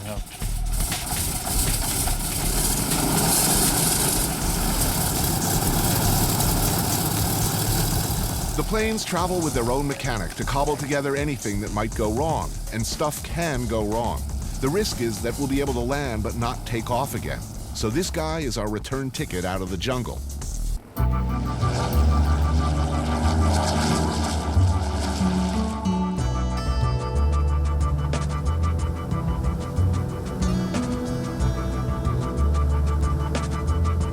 Our captain is Joaquin San Clemente, something of a legend in these parts, and his co-pilot, Captain Constanza Reyes.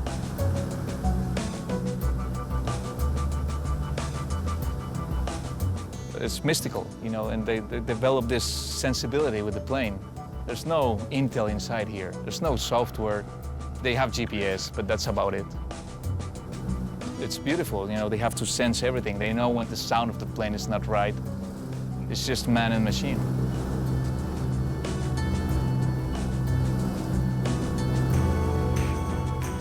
The weather is the big unknown around here. It's changeable enough to ground planes in remote places if they hang around for too long.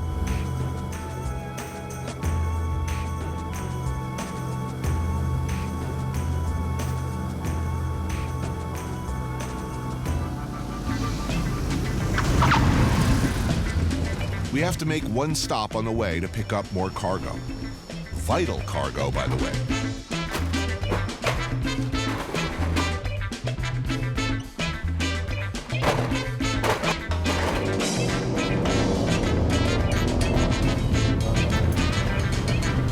The land we're passing over is beautiful and lush, but the life for those below has been anything but.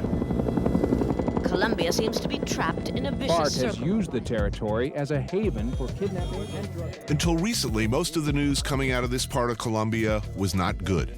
It was a front line in the war on drugs, for lack of a better term, and Colombia's long struggle with the FARC, a Marxist guerrilla force financed by drug trafficking, kidnapping, and covert assistance from Venezuela. 50 years of very dirty war. The stakes not about drugs per se, but about the ability of ordinary Colombians to live without fear.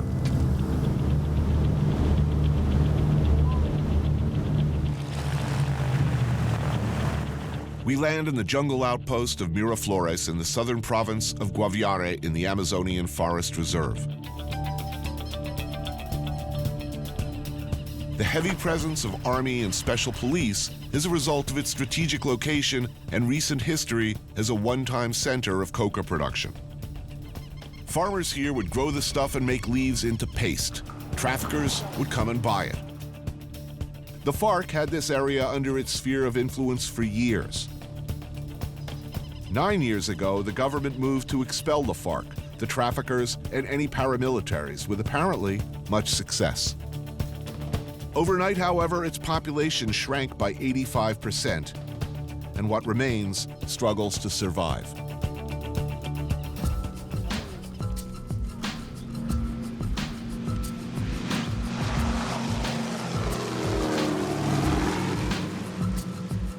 So the people here, you're telling me either were born here, or most of the people came from elsewhere.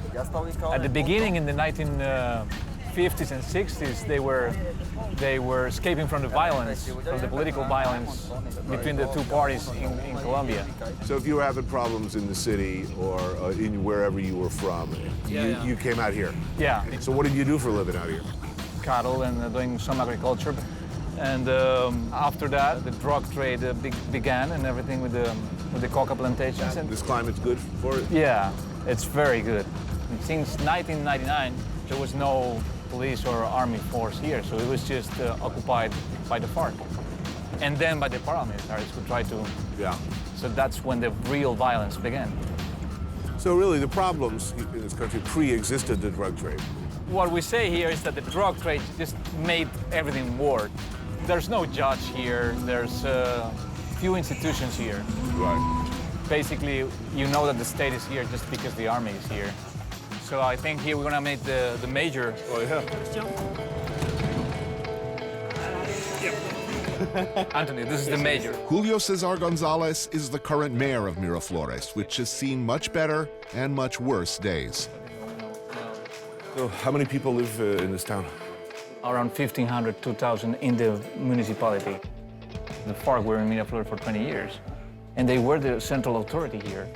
If you're running a subsistence farm growing plantains and not much else, you're not eating particularly well, you're not particularly happy with the government, somebody comes along and offers you a nice machine gun and a cool scarf, especially if you're 15, 16 years old, that's a pretty attractive offer. Of course, it is. Even if they say you'll probably be dead by the time you're 25. It is. Come on. It is, and they offer you a salary. So what is the future of this town? Hay varios programas del Estado ahora con la creación del DPS, Departamento para la Prosperidad Social, una que llama Jóvenes en Acción, que les apoya con estudio. They're providing free education, and but there's a lot of potential in biodiversity and ecotourism as well. What a lot of people say is, without the customer, there's no cocaine trade and there's no violence, right? So if the United States and Europe start buying cocaine, that's so impossible that I can't think about it, about the situation where the demand is not going to be there. But the demand in the States is down 40%. As long as there is a market, there will be people ready to do it. The United States spends how many billions of dollars a year paying for guns and uniforms, training, etc. Where should they be spending it? I would say that the help is very important, but more important is to end the war on drugs. It's just, it doesn't work. Here's my problem. If crack didn't exist, I would absolutely agree with you. But as a former coke addict and as a former crackhead, that is a problem. The thing is that people think that if you think that drugs should be legalized, you're saying that they're good. No, we're not saying that, but we're just getting rid of one problem, the problem that the major has here. You're also freeing up a lot of money that you could divert. Yeah, we have two problems. I'm with you, I agree. One is drug addiction and the other is drug trafficking. We can get rid of one. We're not going to get rid of the other. We have to deal with it forever. It's a beautiful country. The people here, everyone I've ever met has been really nice. Even the bad guys, charming. Yeah, that is true. The food's delicious. Problem is, the United States will never legalize drugs. It will never happen. Complicated issues. Yeah. So the good people of this town can thank us for bringing in their fresh supply of poker, cerveza, poker. Think nothing of it, gentlemen. It was really our pleasure.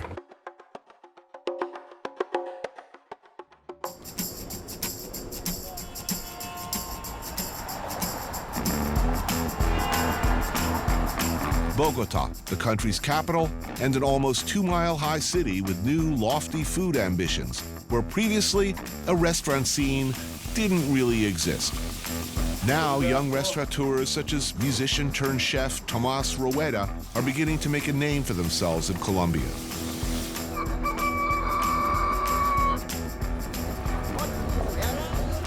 Stop, please. This is Palo Quemao. This is one of the biggest markets in Bogota. I love this place. It's very beautiful, the colors. My mom come here to buy flowers, my grandma also.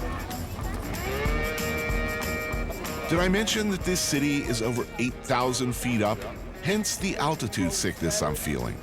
Not good. Tomas comes here a few times a week for an early breakfast, which I'm hoping will make me feel better. Palo Quemado Market has been running in one form or another since the 1940s. This place is huge. Want some juice? Yeah, what do you have? I love it, orange juice with carrot.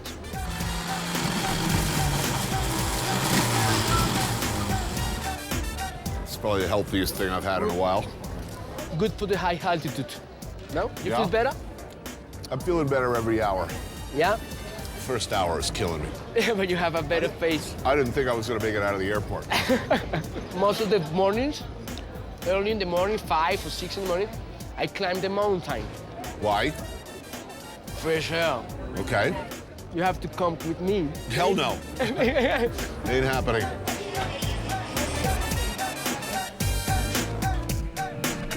You wanna taste some arepa? This arepa is made with corn. Hola, 2 arepas, por favor. It's fantastic, I love it. Chao, pues.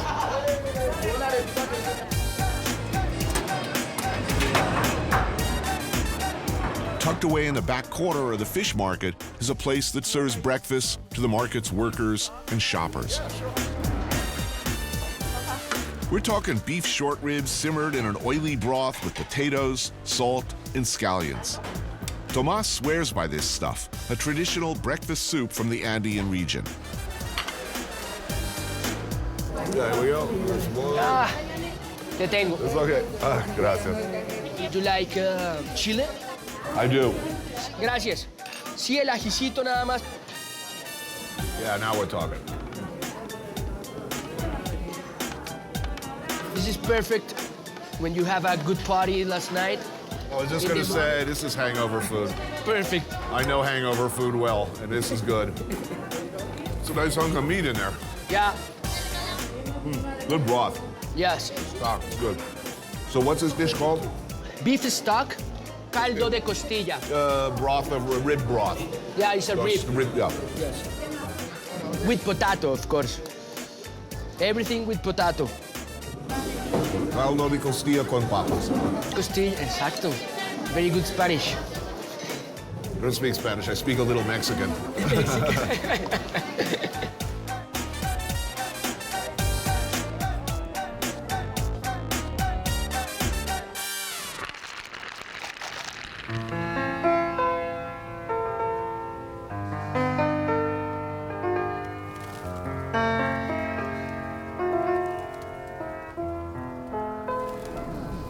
Bogota. Back in the 90s, a very dangerous and violent place to be. Today, not so much. Today, in my repeated experiences here, kind of awesome. La Candelaria is the recently renovated Old City, where I meet up with Hector Abad, distinguished author and one of the most important and supremely talented writers in Latin America. Hector's recent work, a memoir called Oblivion, is about his father, who was killed for his outspoken attempts to change things for the better. So, first of all, where are we? Puerta Falsa. This is a place where many Bogotanos come to eat something in the middle of the morning or in the middle of the afternoon. The tamales here are made with chicken and pork belly, combined with vegetables, rice, and masa, wrapped in a banana leaf and slow-cooked for hours. This place has been serving chocolate completo to the politicians of nearby Plaza Bolivar for a couple of 100 years. Here are the tamales. It's beautiful. It is a thing of beauty, isn't it? Let's see if it is like my mother's. Oh, well, that's a high standard. I suppose it is not. I was just in Miraflores yesterday. Yes. What economy there was entirely drug-based economy. I mean, now the drugs are gone, there is no economy. It's a ghost town. It's a military and people sitting there staring at the space waiting for the beer to arrive, best I can understand. Tell me something hopeful. I think we are becoming more and more conscious that this past decades of violence have been absolutely useless, and that we have to change many things. So I think it's not as good as my mother's, I'm sorry. Well, it never is. If you remove cocaine from the equation, if you remove the drug trade as a financial engine, you would still have serious divisions over ideology here.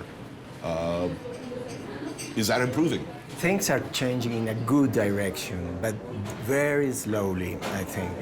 You know, 10 years ago in Medellin, they killed 7,500 people every year. And 3 years ago, this number came to 700 people killed in Medellin in the year. So the situation changed. Right. I have only questions. I have no answers. I'm so sorry. If I were the president, I don't know what to do. You wouldn't know what to do? No, I wouldn't. To suggest that a nation should expand its social services, do its best to lift people out of poverty, to provide medical care for everyone.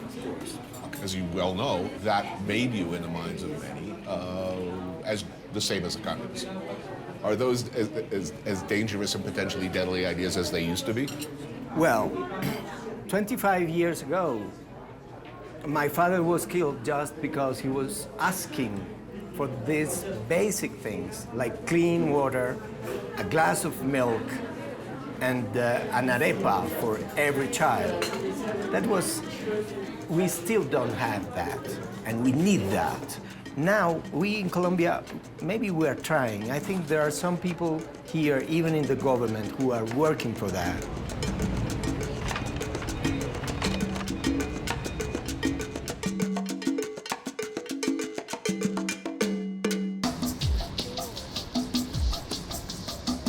Bogota is the largest city in Colombia and the economic heart of the country. About 1/5 of the population lives here, many of them very well, but some not so well. It's a city with a marked north-south divide. Chef Tomas Rueda's Tabula and Donostia restaurants sit side by side in the Macarena neighborhood, where the city center meets the north.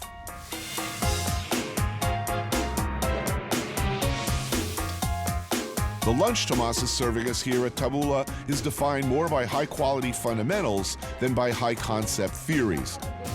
If there's a theme here, it's that ingredients this good, meticulously prepared, are the essence of great eating. It's a beautiful space. So, how's the restaurant business in Bogota? It's a very good business. A lot of people with money, they don't know how to cook. Nobody cooks at home. Maybe their cook does, so they eat out a lot? Yeah, it's a new part of our culture. Everybody wants to go to restaurants. So 10 years ago, 15 years ago, what, traditional casual food? Yeah. A few fine dining, white tablecloths serving what, French or continental or Italian, but this is new. Yeah, it's a new stuff, it's a new business, it's a new world. But I think the two great values from Colombia food, the mixtures of the culture, yeah? Right. Black people, Indian people, white people, that mixture is beautiful. And the other one is all of this region, all the mountains, all the valleys, all the rivers, all the sea, we are like a big farm, a beautiful farm to send all these products to the world. I believe more in a beautiful carrot than a great recipe, yeah? Right.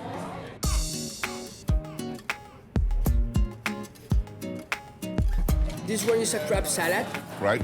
And this one is a homemade pasta. Thin sheets of handmade pasta are filled with labneh cheese and finished with a chorizo sauce. So you used to be in a band. You used to be a musician. Yeah, right? I'm still. Still. So what happened, man? How did you go from music to restaurants? Rock and roll don't give me money. Good. It's good, yeah, it's really good.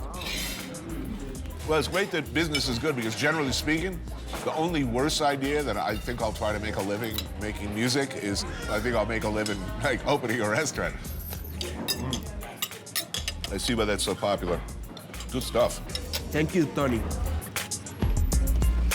Tomas's take on ossobuco uses beef shank instead of veal, which is braised overnight with vegetables, wine, and broth in a wood-fired oven. Oh, whoa. It's huge. Yes. Oh, yeah. You don't need the knife, only with the spoon. You're right. Told you.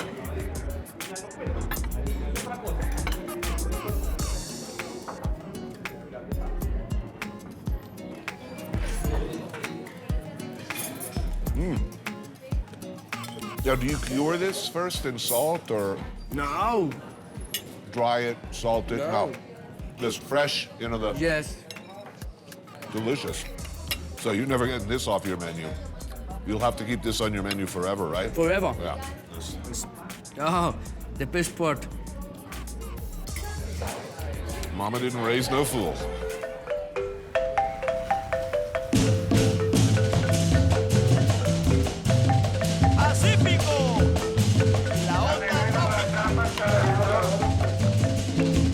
Santiago de Cali, or just Cali as everybody calls it in these parts, is a city in the southwest of Colombia known for its proximity to the Pacific coast and its semi-tropical temperatures. But I'm not really here for the climate. I'm here for tejo.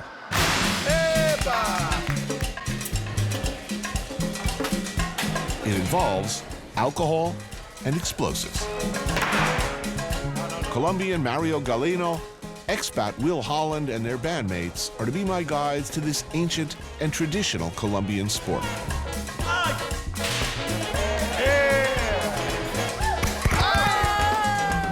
Thanks, man. How do you play this game?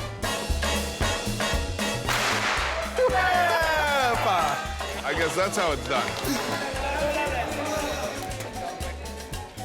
What do you call this object? El tejo. El tejo. Tejo. Hence the name of this. Exactly, tejo.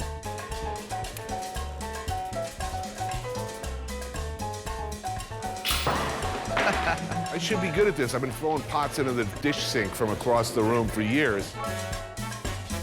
You win more points if you get it in the middle without hitting them. Oh.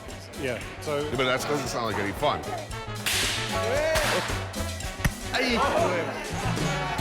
Everyone has a different style, it seems. So you got to do like one step and then another and swing. I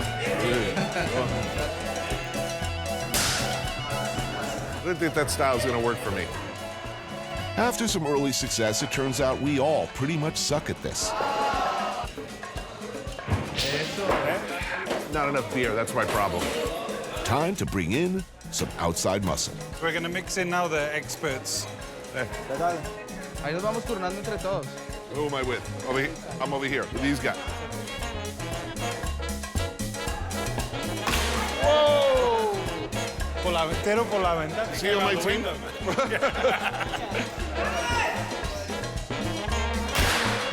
Holy crap, 2 in a row? This is dismaying. Oh, no, wait, one of those guys had to be on my team, right? So the guy in the white stripy shirt, his name is El Pollo Viejo, which is... The old chicken. The old chicken, yeah. Yes.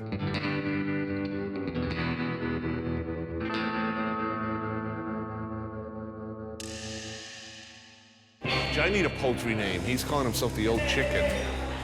I shall be the enormous cock. Chicken dude is killing it. Yeah, he's every time.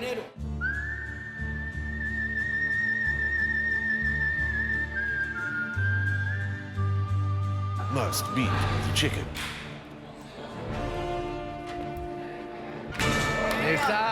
That's what I'm talking about. But I wanted something to blow up. Tejo is hungry work, but the kitchen here is up to the challenge, making a Colombian picada. This is a huge selection of fried pork, pork rib, steak, cassava, potatoes, and deep-fried plantain. I smell food. Oh! Oh, thank you. Oh, that's good. You know, beer, explosives, and food? Can't beat that. Esta que es la papita criolla. Yes! Nice.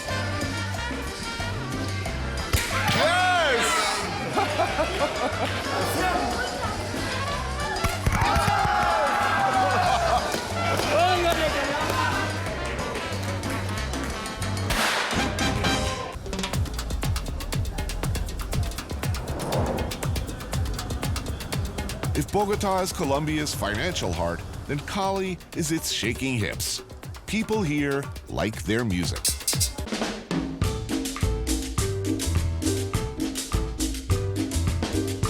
My Tejo buddies, Mario and Will, are the founders of a collective called Onda Tropica. Their idea was to reinterpret the tropical music heritage of Colombia. What often sounds like salsa in style is actually cumbia.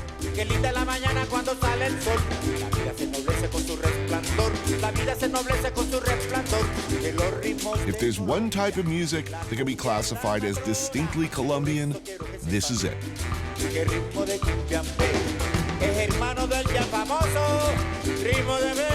Cumbia draws on the music of the African, indigenous, and European mix that makes up the country.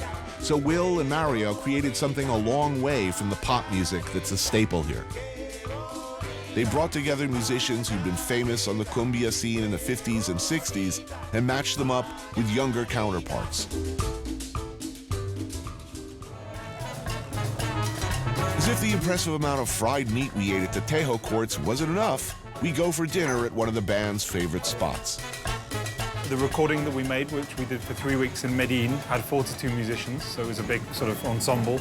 And there were musicians from, what, I think the youngest was 25, maybe, and the oldest was 82. So, old school and new school mixed, is that an oversimplification? Yeah, that was the idea, so we can meet, not only doing music, but like also exchanging lots of like information about how music was made, how music was recorded, right. What was the spirit of the music. So that's the idea, it's to get back to the roots. First up, the Cali version of ceviche. Cooked shrimp slathered in mayonnaise, ketchup, and Worcestershire sauce. Essentially a 70s shrimp cocktail. Where? Native to the mangroves of the Pacific coast, the piangua mollusk is a staple used in everything from tamales to stews. So it's rice and like a concha, some kind piangua, of the mollusk. It's not a clam. Ah, it's like a rock mollusk, pretty much. Mmm. It's delicious. Wow. So this is like pilau, specifically from the Pacific. This is pargo rojo, like red snapper. Steamed shrimp. Oh, very cool. And some nice green tomatoes. You always find them, patacones everywhere. Patacones is... plantain, like a big plantain. With all of this food, you have to accompany it with some beach. Yeah, I'm learning that. It's the best way to just handle this. From cane sugar? Yeah, cane sugar, like homemade. Like a rural firewater. So I'm just gonna take one right now. So, what are your favorite places in Colombia? Colombia is like 5 countries in one. When you come to Colombia, you definitely have to go to some Pacifico experience. It either would be in Cali or go straight to the coast. You have to have like an Atlantic or Caribbean experience, Rio Hacha. You definitely have to have like a mountain experience, which would be like Medellin or Bogota. Right. Another would be like just go to the Amazon, you know, like just go to the jungle and just check out what's going on there. So I'm planning a vacation. Yeah. Should I come to Colombia? Should I come to Cali? Most definitely, man. Like, you will find great music, great partying, great food, beautiful views, beautiful nature around. Yeah. Look, the country's beautiful. We know this, okay? But most Americans, they're afraid to come. Is Colombia any more dangerous for a tourist than Rio or Puerto Rico or... South Central? I mean, my impression is no. You know, when you go to Rio, you don't wear a big watch, you don't wear an expensive suit, you don't behave like an idiot, and life is going to be good. Like, maybe I've been lucky, but I've never been either mugged or kidnapped or robbed. Most people will tell you, like, we had an amazing time. We heard some great music. We met some beautiful girls or guys. We drank some great drinks. and we just hung out and we went to the beach and it was great and we want to come back, you know? I mean, there's a lot of heart here. People feel very, very deeply about things. It is the most welcoming country in Latin America that I've been. Salud, salud, salud, salud, salud.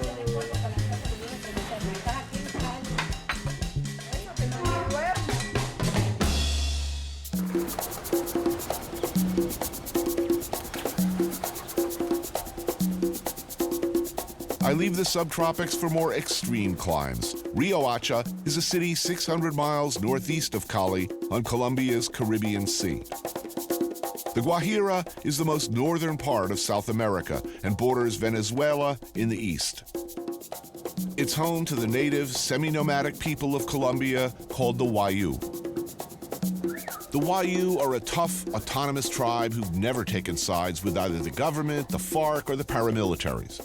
As a result, they remain independent politically and live pretty much by their own code.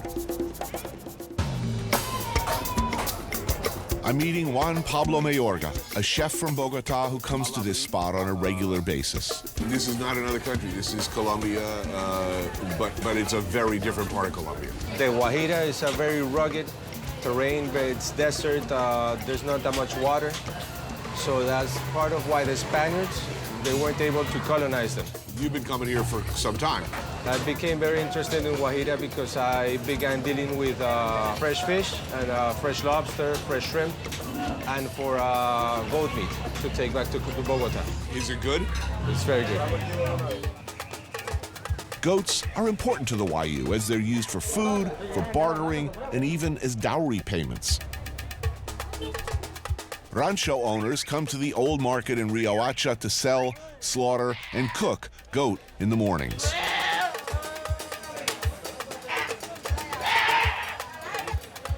Today we're having frichi.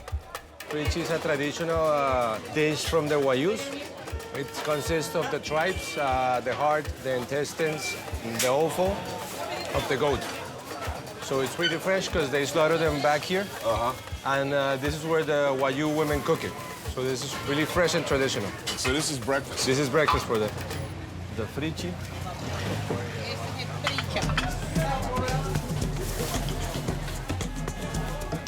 And there's a little bit of everything in there. Yeah. We have heart, we have a little bit of meat, of ribs. Now, and it's interesting because this one, it's for breakfast and it's almost done where they slaughter. They have to eat this fresh. Fresh, this is delicious. Not fresh, this would not be so good. No. This is where I say something that takes us seamlessly from a discussion about fresh meat to me hauling my aging carcass onto an ATV, Sugar Bear style.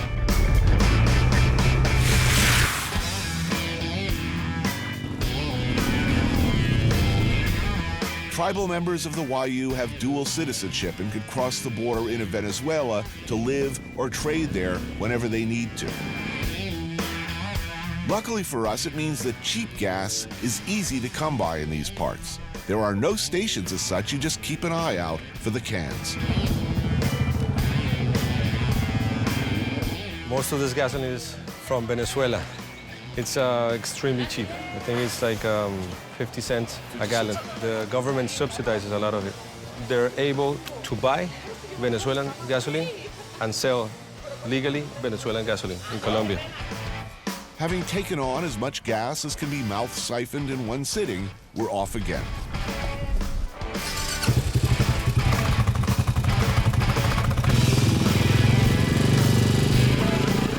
Let me set the scene. It's hot out here, desert hot, and we plan to ride 3 hours along the coast to our lunch spot. And I ate salty goat innards for breakfast, and I refused to wear a helmet or sunblock. We avoid wild donkeys and goats and get lost more than a few times. So a little heat stroke leads to a lot of horsing around, and we decide to open these puppies up.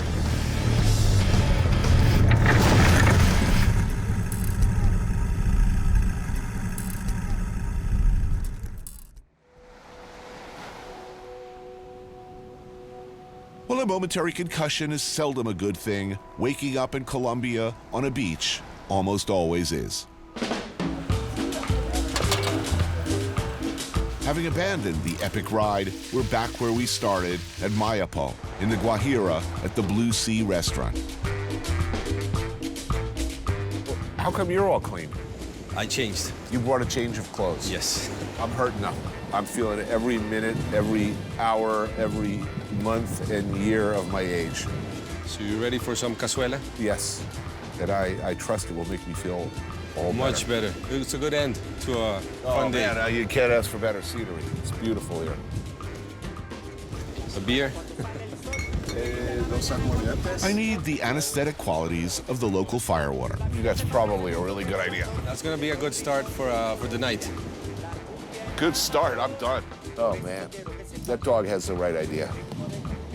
See, I would be very happy if that was me right now. You know, just like laying down in the sand with my chin out like that. Man, it's so beautiful here. Who comes here? It's basically tourists from Colombia and a lot of backpackers that are making their way up to the northern Guajira. Right. But I mean, we saw one tourist all day. And it's nice, you can really just get completely off the grid. You know? This used to be a fisherman village. There are definitely worse places to eat seafood than beachside in a fishing village, and the strength of this stew, cazuela de mariscos, lies in the variety of fish available. It's basically like a fish chowder, right? Made with shrimp, clams, right? Chipi chipi, which is a small kind of clam, lobster, fish, yeah, conch. Oh, I need it bad. Very clear sky for the Caribbean. Oh yeah. Oh man, it's always accompanied by lemon, coconut rice, and plantain. Some hot sauce in there.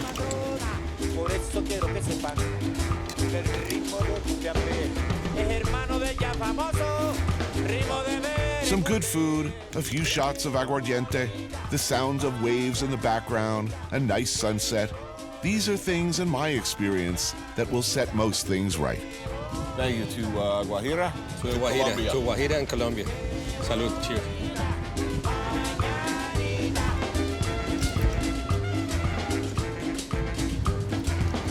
We had good fun. We had good fun. Cheers.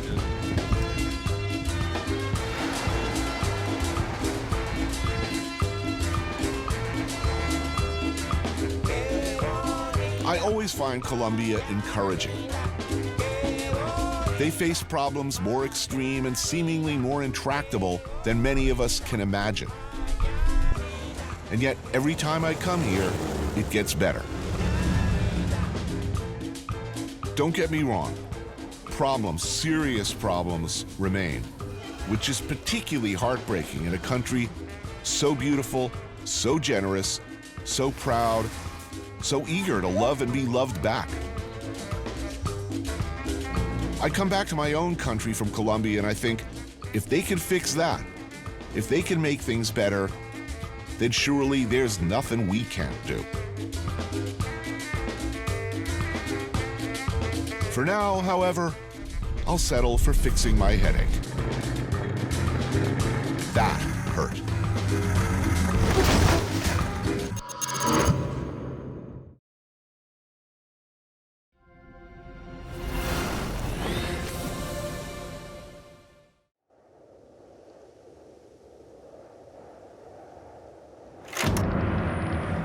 La délicieuse nourriture que vous allez voir est de haute qualité, servie dans des portions gargantuesques. Portions qui pourraient être dangereuses pour l'estomac du convive ordinaire. L'animateur est un professionnel hautement entraîné. N'essayez pas cela à la maison.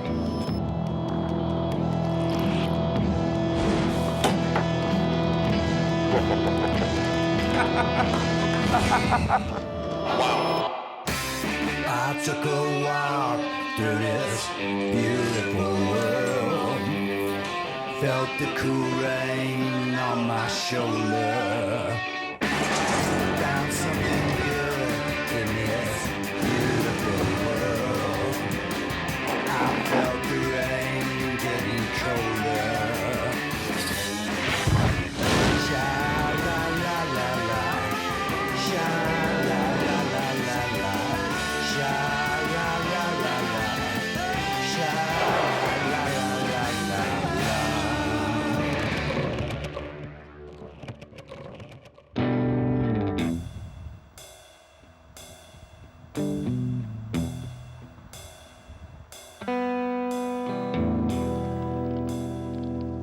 It takes a special breed to live in a province like Quebec.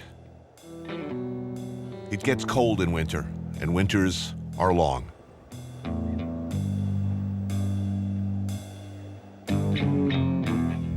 It takes a special kind of person for whom frozen rivers, icy, wind-whipped streets, deep, seemingly endless forests are the norm. I will confess my partisanship up front. I love Montreal. It is my favorite place in Canada. The people who live there are tough, crazy bastards, and I admire them for it. Toronto, Vancouver, I love you, but not like Montreal. Why? I shall explain. All will be revealed. In the meantime, check this guy out. What's the post office's motto? Neither rain nor sleet nor driving snow nor plague of locusts prevent the mail carrier from delivering my junk mail.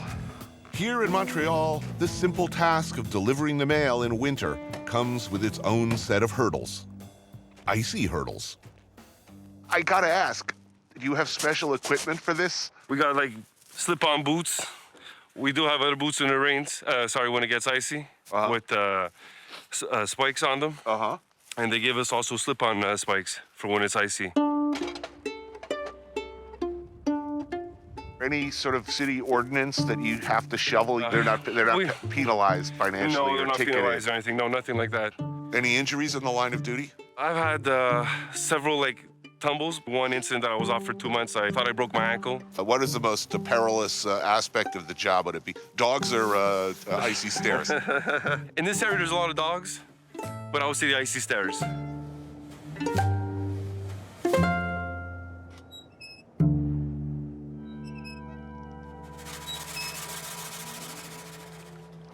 It's one thing to have to work outside in this wintry mess, but it takes a strange and wonderful kind of mutant to actually find it pleasurable.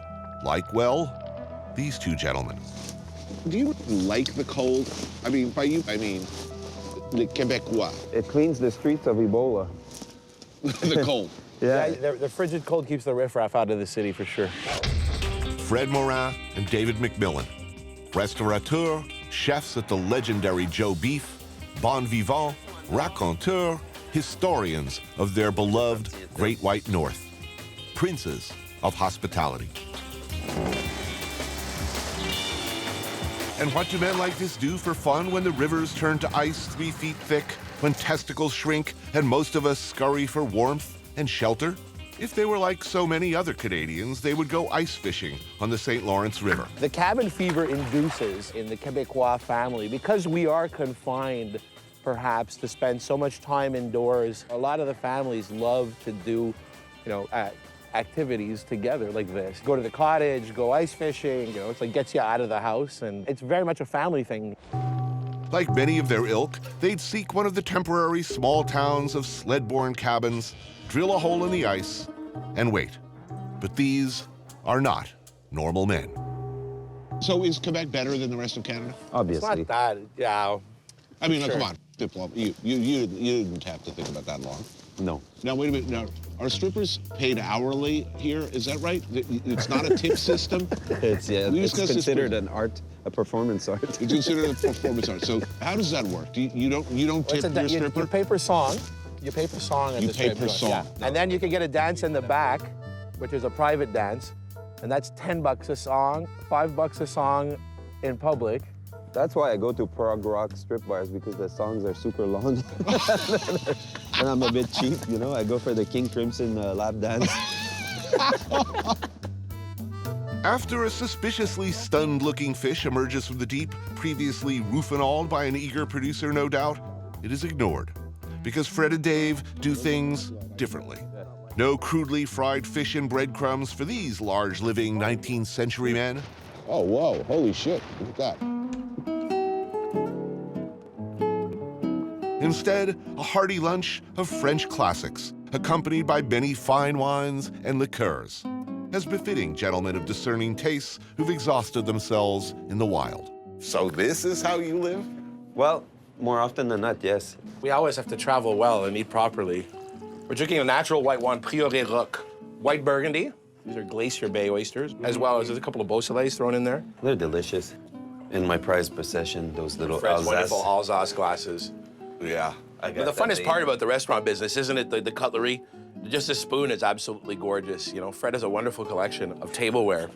Without getting, you know, snobby or elitist, you know, the eating off vintage tableware is one of the great joys out of life. Well, this is the interesting paradox of you guys. On one hand, you aspire to run a democratic establishment open to all, and yet you are hopeless romantics when it comes to painful nostalgics. The art of living, right? Yeah.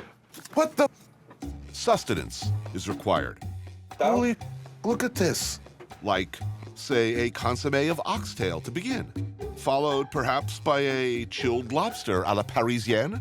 The art of dining is kind of disappearing, much to our chagrin. I work super hard at being an excellent dining companion. When seeking excellence in a dining companion, what qualities does one look for? I turn my phone off. I never put my elbows on the table. I Really? don't. Of course. Come prepared with stories. Don't drink too much. Don't become sloppy. Come prepared with anecdotes? Absolutely. No elbows on the table? No, it's not proper. I'm a total failure as a dining companion. What is that? What's that, you ask?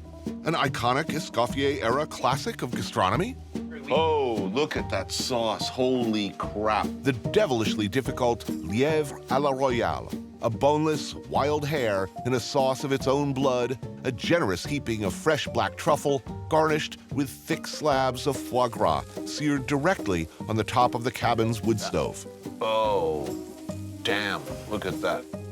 We're in a wooden shack, over 3 feet of ice, and 100 feet of water. You are hopeless romantics, gentlemen. Oh, Jesus, look at that. Oh, the seared foie is perched atop an ethereal suspension of Joel Robuchon-inspired potato puree. Of course. This is Cornas from Reynard Vineyard by Thierry Allemand. Nice. Oh, it's wonderful. Yes, it is. Really, is there a billionaire or a despot anywhere on Earth who at this precise moment is eating better than us? No. No. Look at that. Époisse, Saint-Marcelin. Cheese. There must be cheese. In this case, a voluptuously reeking époisse, who some less hardy outdoorsmen might call overripe, but not us. Oh, this is awesome. What do we got here? A few Cubans. Oh, wait a minute. You guys have a much more relaxed attitude towards the importation of Cuban cigars. Chartreuse, of course, and a dessert as rare as it gets, a dinosaur-era monster long believed extinct. This is Gâteau Marjolaine. Who does this? No one. No, it's one of those, like, painful, nostalgic things. Right. Layers of almond and hazelnut meringue, chocolate buttercream. Oh, my God, look at that. Mmm, damn, that's good. For these guys, this is normal. This is lunch. Sundays, it's like Playhouse in my house. It's French Playhouse. Yeah? What do you do? They get dressed at their house. No way. Tell me all about this. He dresses kids, too. He's a dandy. A Sunday dandy. Last time I did deux tartes, les pralines roses, and the Linzer torte. I made a crème caramel. I made salade d'orange au rhum. Right. Vieux rhum. I made les pruneaux au vin rouge. Right. Prunes with red wine. Yeah. With the crème fraîche. And then a huge cheese cart that was about like 15 kinds of cheese. Right. And how many people are in your family at this meal? Him and his wife and 2 young boys. And how old are the kids? 2 and 4. So you, your wife, and a 2-year-old and a 4-year-old. They don't make it to the end. Usually I have to prematurely open the vessel. You don't like pruneau? You know, when I'm thinking this, and I'm thinking that well, that's really f***ed up, but I'm also thinking, you know, I got to do that. I'm going to do that. Yeah. And actually, my daughter would totally be into it.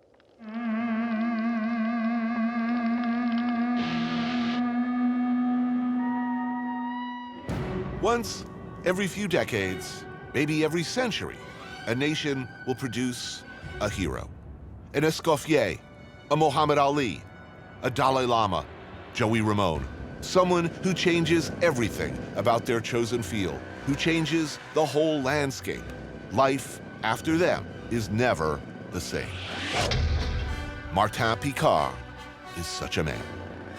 A heretofore unencountered hybrid of rugged outdoorsman, Veteran chef with many years of fine dining experience, renegade, innovator, he is one of the most influential chefs in North America. He is also a proud Quebecois, and perhaps he, more than anyone else, has defined for a new generation of Americans and Canadians what that means. He is an unlikely ambassador for his country and his province. But maybe not so unlikely. I mean, look at him, out for a day trapping beaver with local trapper Carl. No? So the bait is wood? Yeah, they just eat the bark. They eat the bark? Yeah. No, I understand. In pioneer days, beaver was the financial engine of Canada. Yeah. Empires were built on it. Every hat practically in the world was made of a beaver pelt. That's why today it's the icon of Canada. To a lesser extent, the tradition continues today. Carl continues to trap, usually called on by provincial officials to trap beaver and clear away dams and control what can become a destructively overpopulated situation. Yeah. No way. Hello, my little friend. This is a young one, and those are the one we want to eat. What would you compare the meat to? Is there anything like it? That's the thing, you know, there's nothing like it. You know, when you eat beaver, you understand that it's beaver. Martin, along with an encyclopedic knowledge of fine wines and an inexplicable attachment to the music of Celine Dion, is a big believer in honoring history and tradition. If you still trap beavers, you should, if at all possible, cook them and eat them, not just strip them of their pelts. And as incredible as it might seem, you can cook beaver really, really well. Beaver tail, on the other hand, is not actually beaver at all, rather a quick spoon bread type of thing that in our case goes somewhat awry during an inadvertent inferno.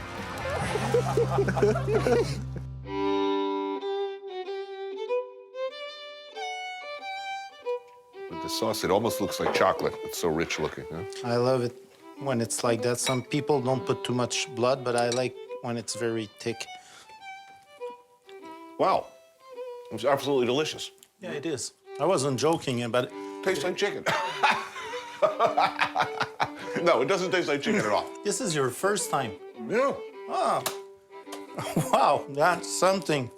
I think you almost eat everything. Huh? Yeah, at this point, you know, animals, they see me and they're like, oh, no, no, not him. Yeah, not that guy. There's a joke around here somewhere, but to tell you the truth, the stuff is just too good.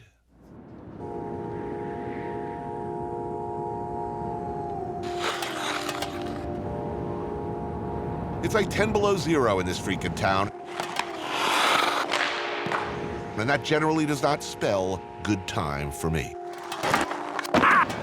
A good time for me is more like a palm tree, a beach, a swimming pool, where the only cold thing is my beer. But no, these hardy culinarians of the North like to frolic in the snow and ice. More accurately, they like to obey their genetic Quebecois imperative to risk dental and maxillofacial injury by skating around, slapping at a hard disc, trying to drive it in each other's general direction. I believe they call this sport hockey. This is not in my blood. Do you skate? Yeah, we grew up on rinks like this. Does everyone in Quebec, is it pretty much obligatory? Here's your what else stick, can you do? kid. There's no reason to live here if it's no hockey. Hockey rinks pop up all over the city to accommodate Montrealers' desire to risk teeth, groin, and limb. And right behind Fred and Dave's restaurant, Joe Beef, a pickup game of chefs, cooks, and hospitality professionals is underway. Some of these guys have put a charitable ear a little long in a tooth to be out there swinging sticks at each other and skidding around in the ice. This is a normal behavior. People actually do this for fun. Yeah, absolutely. This is an everyday Quebecois growing up playing hockey. Canadian national sport, man. Right, and this young one is already being indoctrinated. Hello, young man. You're gonna play hockey? You're good at hockey? Are you gonna be a goalie or a player? Wow. Player.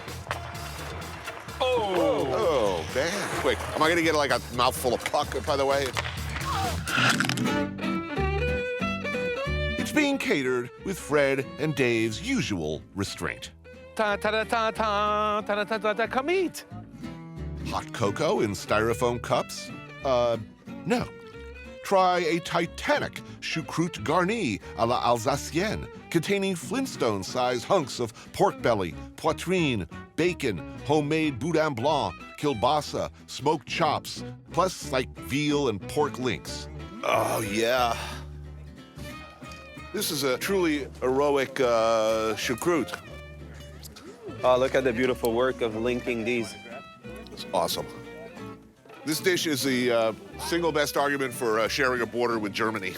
And of course, the finest wines known to humanity. We got German wine, we got Sylvaner in pirate bottles. Sweet. What am I drinking here? Canadian Riesling. This is Norman Hardy Riesling from Prince Edward County, 5 hours from here. Amazing wine. There's an allegory here somewhere. I'm reaching for it. Something about Fred and Dave's reckless abandon coupled with precision and technique. A hockey metaphor, perhaps. The hell with it. Ooh, look, sausages.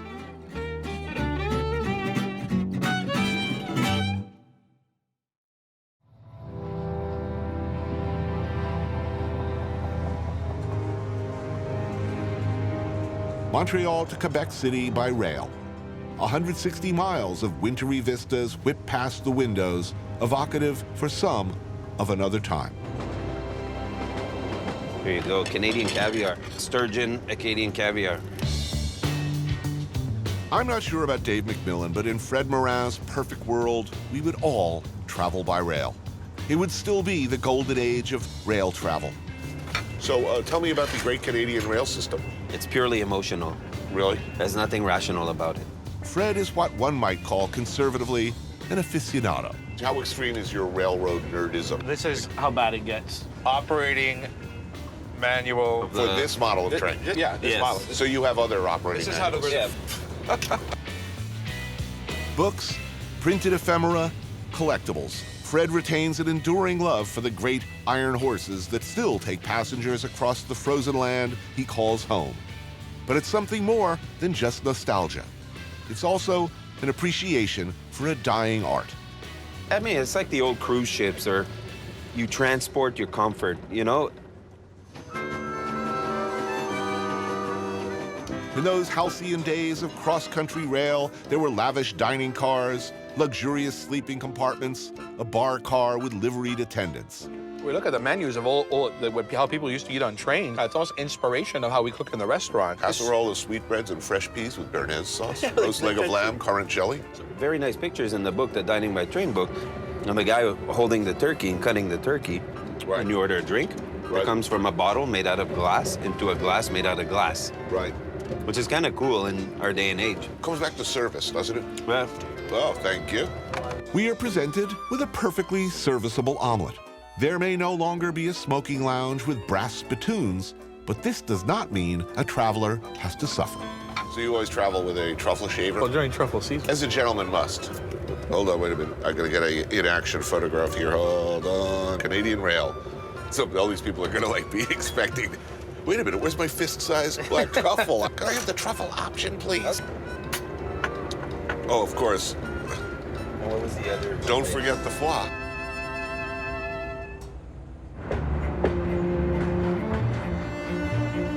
Quebec City, one of the oldest European settlements in North America.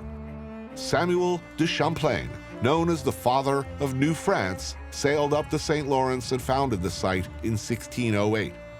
When the fighting started with you-know-who, Quebec City was the French stronghold until the bitter end, when the French fell at the Plains of Abraham.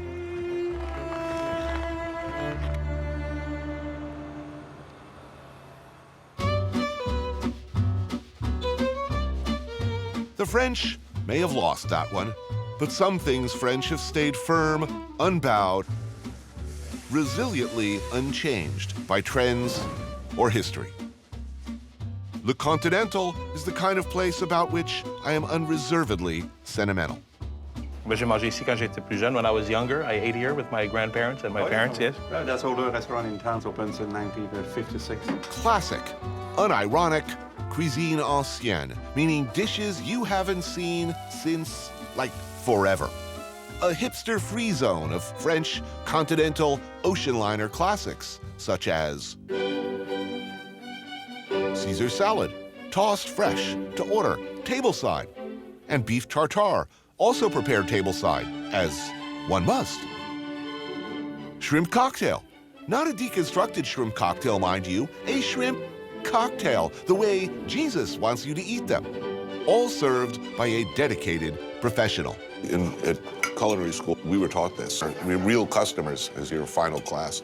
We'd have to do the peel the fruits, tableside, all that, which inevitably would fly off the fork and land in somebody's soup.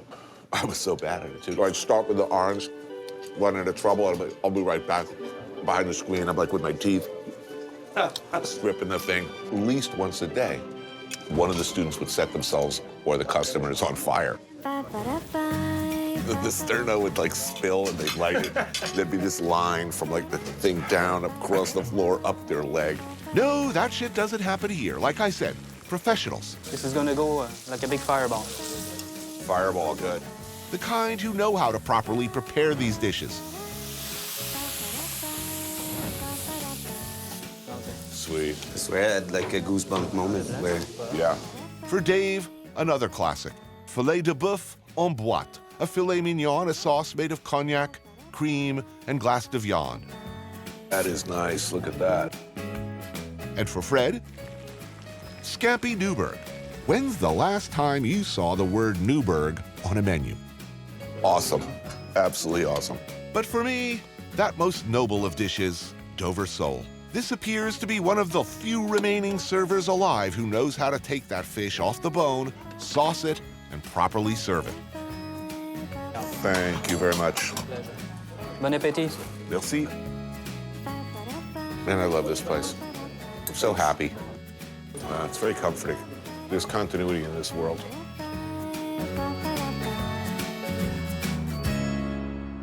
Across town,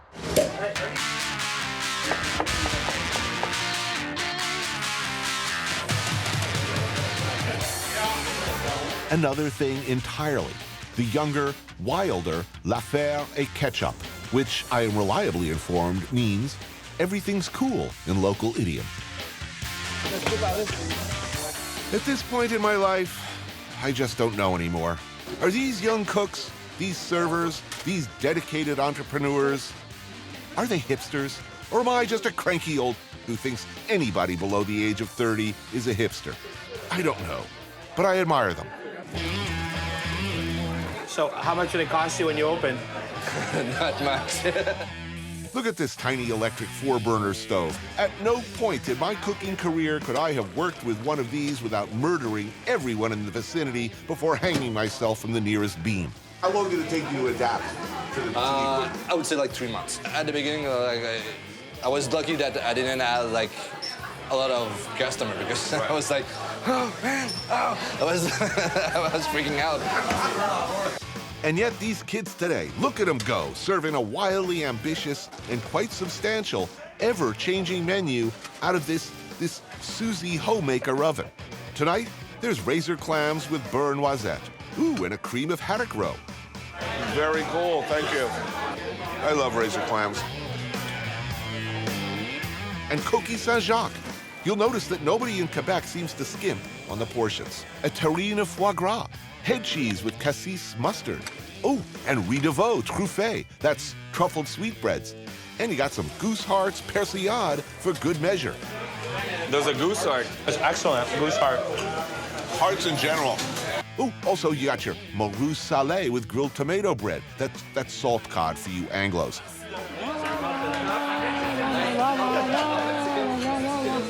I'm all swollen up like the Michelin tire dude and ready to burst in a livery omnidirectional mist. Hotel motel time for me.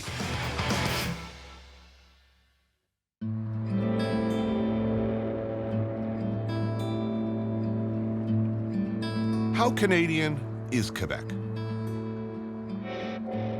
Are they truly one entity or two? This is a question that has been wrestled with for some time. Quebec is certainly part of Canada, but in many ways, both culturally, spiritually, and linguistically, it's very much another thing entirely. There's a lot of history, much of it contentious. Go back far enough, and you get a clearer picture of why. The French arrived on the shores of Quebec City in the early 16th century, but succumbed to the military might of Great Britain in the mid-18th. Thus began a gradual but steady persecution of all things French. The Quebecois have struggled mightily to hang on to their French heritage and language. The issue of seceding entirely, a notion that persists to some extent even today. Journalist Patrick Lagasse meets me for lunch at Bistro M sur Masson to help me understand a little bit of what many Quebecois feel is at stake. So I was going to talk about the whole history of French, Quebecois identity, the separatist movement, all of this, but I have to get right to the pressing matter of the day, Pasta Gate. Pasta Gate. What do you want to know about Pasta Gate? For those not up on current Quebec politics, Pasta Gate refers to an incident where local authorities notified an Italian restaurant that they were in violation of French laws because they used the word pasta, which is Italian. This is... Okay, stop apologizing, okay?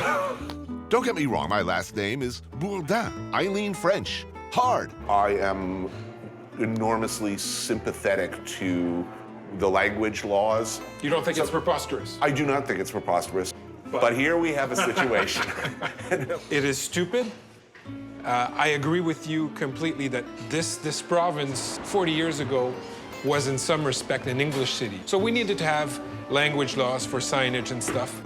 Now, signage, for instance, must by law be principally in French.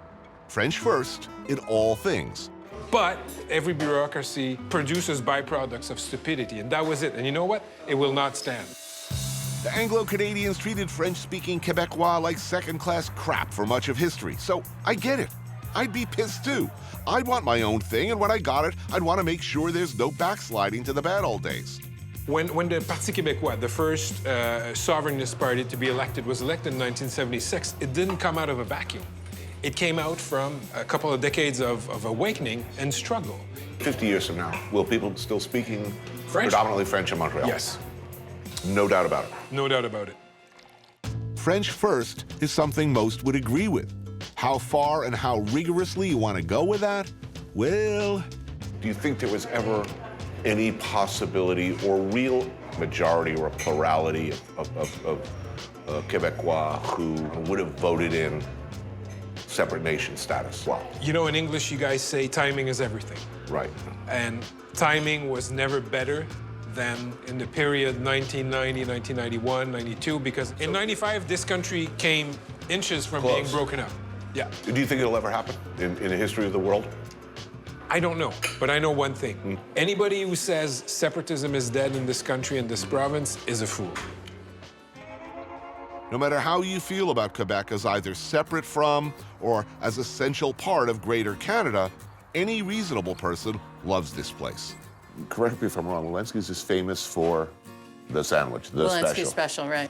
And in what tradition does this fall? It basically, Eastern Europe, it was a survival thing. It was because they were poor, and that's what they could make. Walensky's, an old-school corner institution around since 1932, serving up pressed beef bologna and salami sandwiches, or specials as they call them, along with egg creams and milkshakes. So, the special, and an appropriate beverage, egg cream? Very happy. Here's how it goes. There are rules.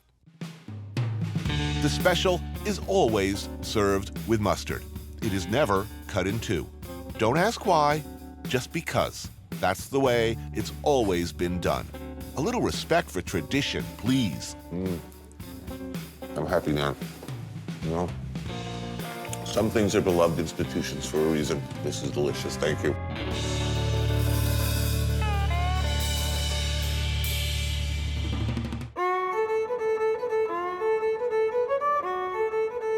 The tradition of the cabane à sucre, or sugar shack, is as old as maple syrup here in Quebec, where 70% of the world's supply comes from.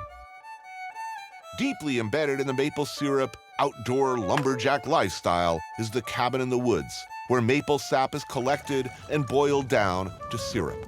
Over time, many of these cabins became informal eating houses, dining halls for workers and a few guests, where a lucky few could sit at communal tables and enjoy the bounty of the trees and forests around them.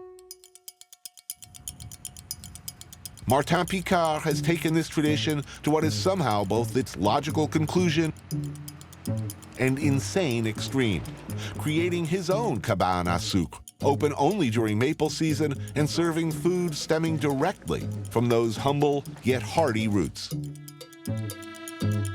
It makes perfect sense in one way. I mean, 130 acres produce about 32,000 gallons of maple sap, which run through these tubes to here, where they're cooked down to about 800 gallons of syrup, which is more or less what they use per season here. Nothing leaves the property. And it makes sense while you're here to raise hogs and cattle on the property, and maybe keep a cabin or two around for any friends who get too loaded to sleep it off. But this? Is there really any reason for this?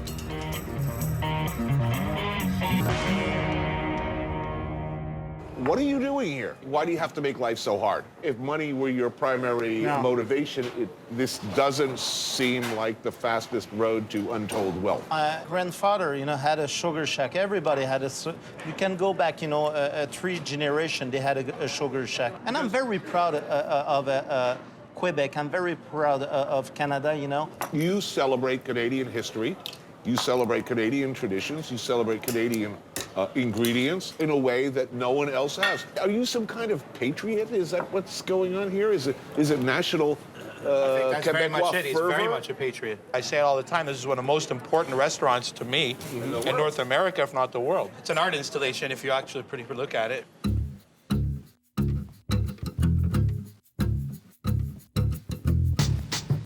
The meal begins with a tower of maple desserts. Good Lord. Sponge maple toffee, maple donuts, beaver tails, maple cotton candy. But wait, there's more. Almond croissant, whippet biscuits, some nougat. Ah, there we go. I think that's a first for me. I've never seen that done. No? Well, not with a hammer. Let the madness begin. Next, a whole lobe of foie gras with baked beans on a pancake cooked in duck fat, of course, cottage cheese, and eggs cooked in maple syrup. Wow, that's awesome. There's a healthy salad, sautéed duck hearts, gizzards, and pig's ear, topped with a heaping pile of fried pork rinds. Good Lord. Oh, and a calf brain and maple bacon omelet. And these. How is this made? With love. With love. Panko-encrusted duck drumsticks with shrimp and salmon mousse and maple barbecue sauce. Good Lord. Wow. So this is a classic Québécois dish. It's called la tourtière, a meat pie. Tourtière du chac, a whole Laracam cheese, foie gras, calf brain, sweetbreads, bacon, and arugula. But with Martin, that's not sufficient. Usually there's no truffle, but I just... Yes, black truffles. More truffle. Yeah, it's gonna be too much truffle. My blood's getting thicker as I look at that. And now the main course, a homegrown, smoked right out front, local ham, with pineapple and green beans amandine. And chicken. But with Martin, a chicken is never just chicken. That's stuffed with cotequino, foie gras, and lobster. We pump lobster bisque in the chicken. Into the chicken. Yeah, wait. Good God. There is a light at the end of the tunnel.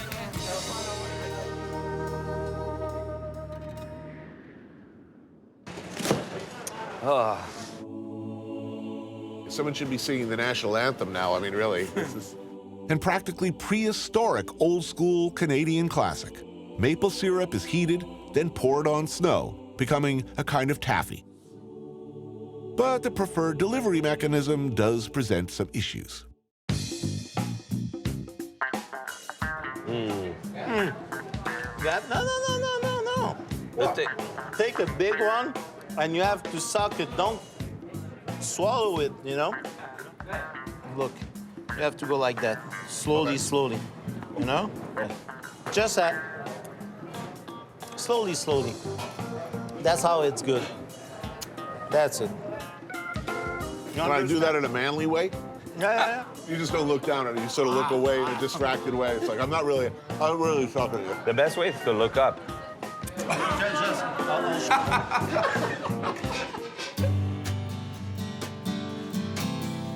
Finally, there's maple meringue cake and maple ice cream with chocolate shards. Any suggestion how to attack this? We did it once. I want the chef suggesting for the ice cream cone. Chef suggests that you eat the ice cream like that. That's the thing. I think there's too much focusing on the food. Yeah. You know, like wow, this is very intellectual, and wow, and then blah blah. I've done too much all those shit. You know, I don't want to do that. I don't want to play game anymore. No? Because food is feces in waiting.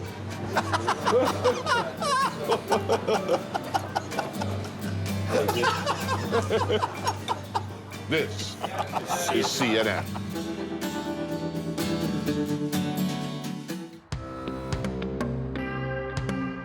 If there's one thing you always need on a cold, snowy night, it's yet another hearty meal. I meet back up with Fred and Dave at Liverpool House, the sister restaurant to Joe Beef. I think we always compensate a little bit with overabundance of food because of our insecurity of not being like good cooks. No, you know what? It's a combination of low self-esteem and generosity that explains the amount of food, perhaps. First course. Jambon blanc. Sauce-samo. Gravlax of char. Solomon Gundy. Beets and eggs. Look at that. Tweet fumé Bellevue. Unbelievable. Look at the aspic work. This is smoked eel and potatoes inside. A brioche d'anguille fumé. Salmon pastrami. And wait a minute, this is super classic. Œuf en gelée. And this, œuf au gelée, egg in aspic, soft-boiled or poached egg in clear gelatin set broth, classically garnished with white ham, tarragon leaves, black truffles. Oh my God. I was pretty sure that I would live the rest of my life without ever seeing this again. Ah, delicious. But tonight, after a full week of Franco-Canadian full-on assaults on our livers and our lights, Fred and Dave thought it would be both delicious and merciful to take advantage of the somewhat lighter and insanely delicious fare by their brilliant chef Omar, who's from Pakistan. Amazing, authentic Pakistani food. So what do we have here? Butter chicken crab, octopus tikka, little eggplants braised with anar seeds, pomegranate, little mushrooms, rabbit korma, fingerlings with a fenugreek and fennel. This is donkey nahari. Yes, he did say donkey meat. Is there something wrong with that? The dishes continue. A Pakistani gumbo with okra and coriander, a sesame seed and green pepper curry, hanger steak palak paneer, all beef scotched egg, a puri with horse meat tartare, and an authentic goat biryani. Wow. Biryani's awesome. Are you full? Yeah, it's food for 12. We did good work here. In the end, and perhaps as a nod to the Anglo tradition, however, there will be Stilton. This is a genius meal. These princes of gastronomy, never a suboptimal moment. Nothing short of excellent accepted. Beyond excellent. Too much excellent. Yes, possibly. Over the top? Yeah, definitely. It all comes around in the end. The circle of life. We begin at the beginning, the heart and soul of every right-thinking Quebecois, apparently. Ice, a stick, and a puck. Fred and Dave and Martin Picard are joined by the original god of Montreal gastronomy, the great chef Normand Laprise, to watch their beloved Montreal Canadians lay waste to the Carolina Hurricanes. All the while eating, of course, and drinking, as it turns out, the finest wines known to humanity. And here we go.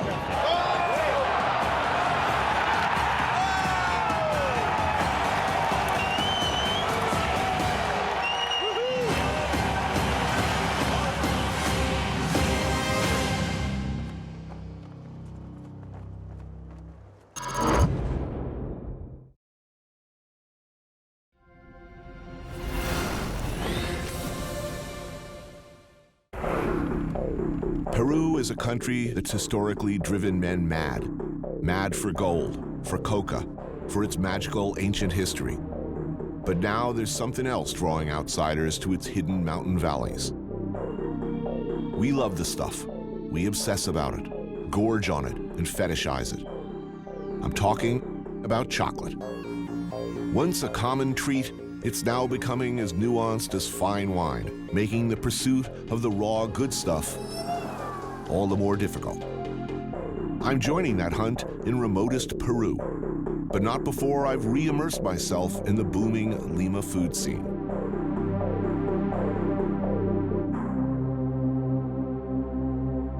I took a walk through this beautiful world, felt the cool rain on my shoulder, found something good in this beautiful world. I felt the rain getting colder. Sha la la la la, sha la la la la la, sha la la la la, sha la la la la la.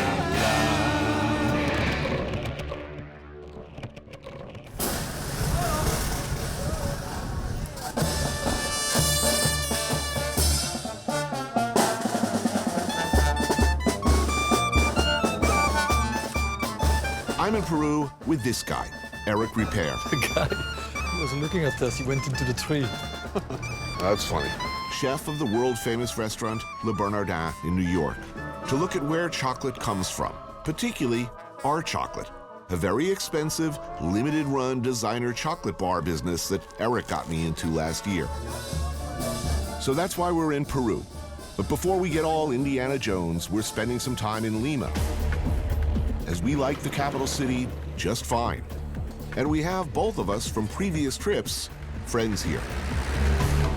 Lima is the cultural hub and culinary capital of a country that has exploded in the last decade with scores of world-class chefs, cooks, and restaurants.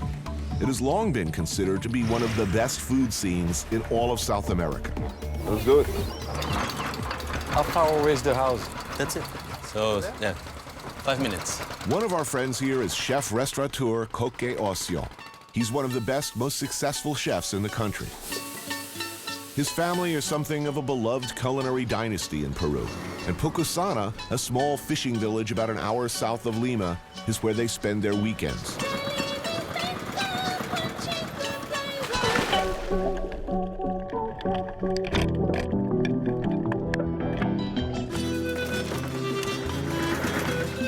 Coque's mom, Marissa Giolfo, is like Peru's Julia Child, Welcome. James Beard rolled into one. Thank you for having us. A caterer, cookbook author, beloved icon of Peruvian gastronomy.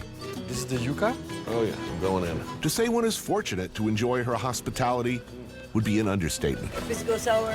Oh yes, yeah, definitely. Warm, generous, welcoming beyond belief. Too bad that you have to leave so soon. Yeah.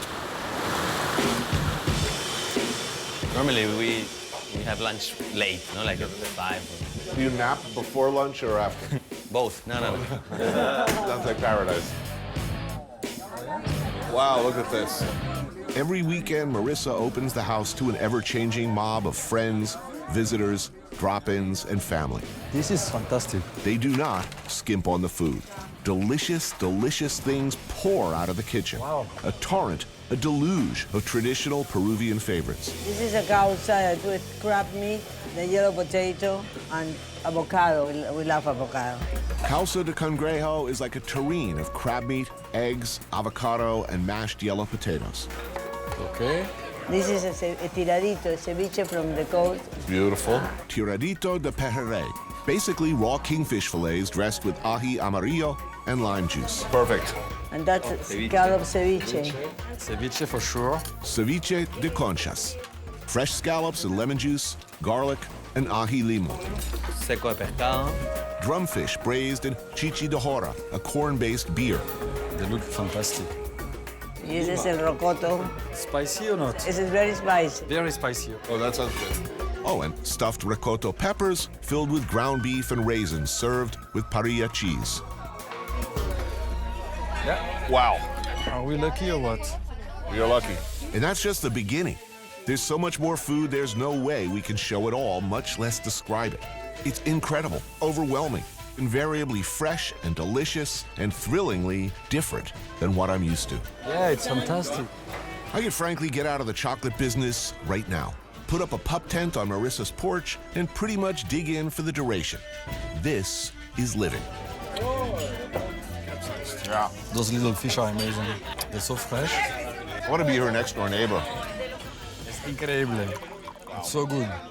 So has Peruvian cuisine always been this diverse and this delicious, and we're just discovering it, or has it changed over the last 15 years? It's changing anyway, but you know, what you're eating now is the traditional food. There's so many products in Peru that are unfamiliar to people in the States. When you eat this food, it's not like, well, this is something like, no, it's not kind of like anything. It's really all its own.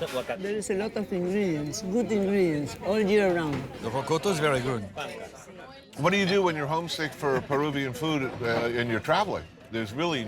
We take always some chilies with us in the, the luggage.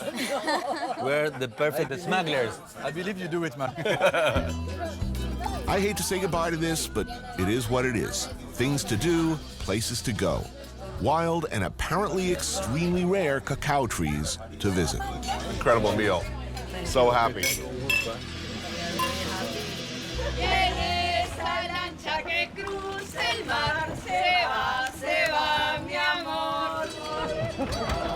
All I can say is if people are anywhere near this nice on the rest of this trip, it's gonna be okay.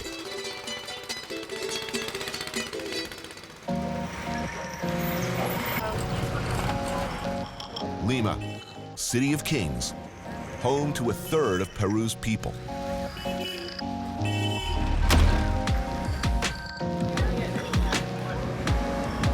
Locals escape by hanging out at the beach. And why not when you can maybe get a tattoo while you're at it? Is that sanitary?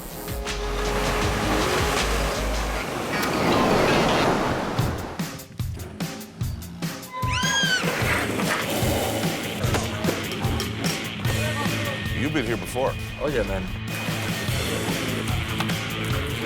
I take Eric's suggestion we head over to see Chef Javier Wong, the uniquely nonconformist seafood specialist, famous for his incredible and uncompromising ceviches and his flaming wok. If Peru has a national dish, it's probably ceviche. The freshest fish only needs the right cut, a little citrus, and no heat.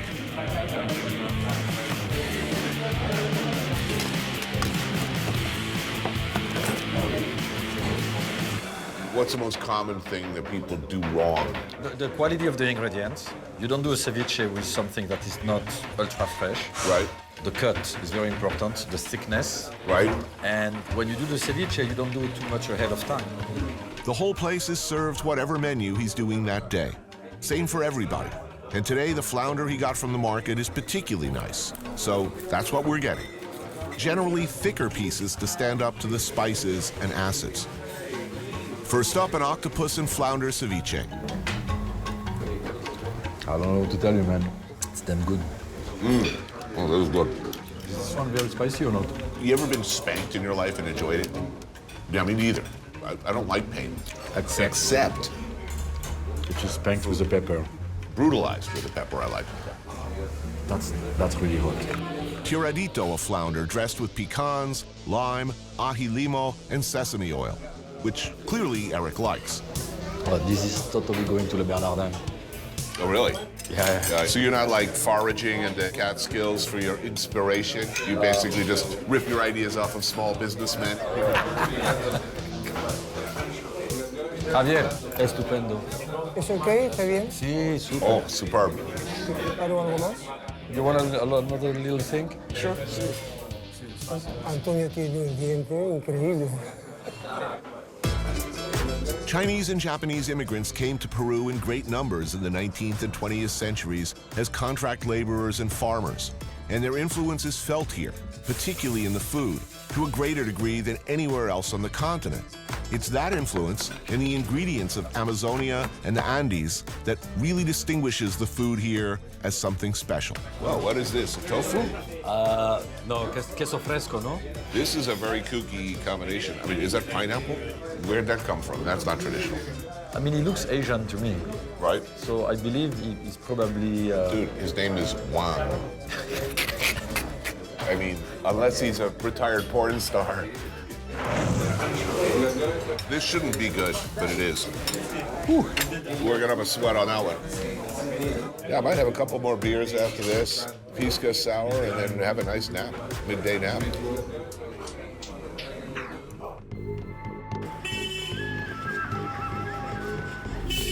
One more day in Lima, a chance to delve a bit further into the cuisine before things get a little more old school. It's a special cocktail that we prepare here. It has a kind of lime that we find on the jungle. It has culantro. Culantro? Culantro is like cilantro, but it's long leaves. And it's much more powerful in flavor.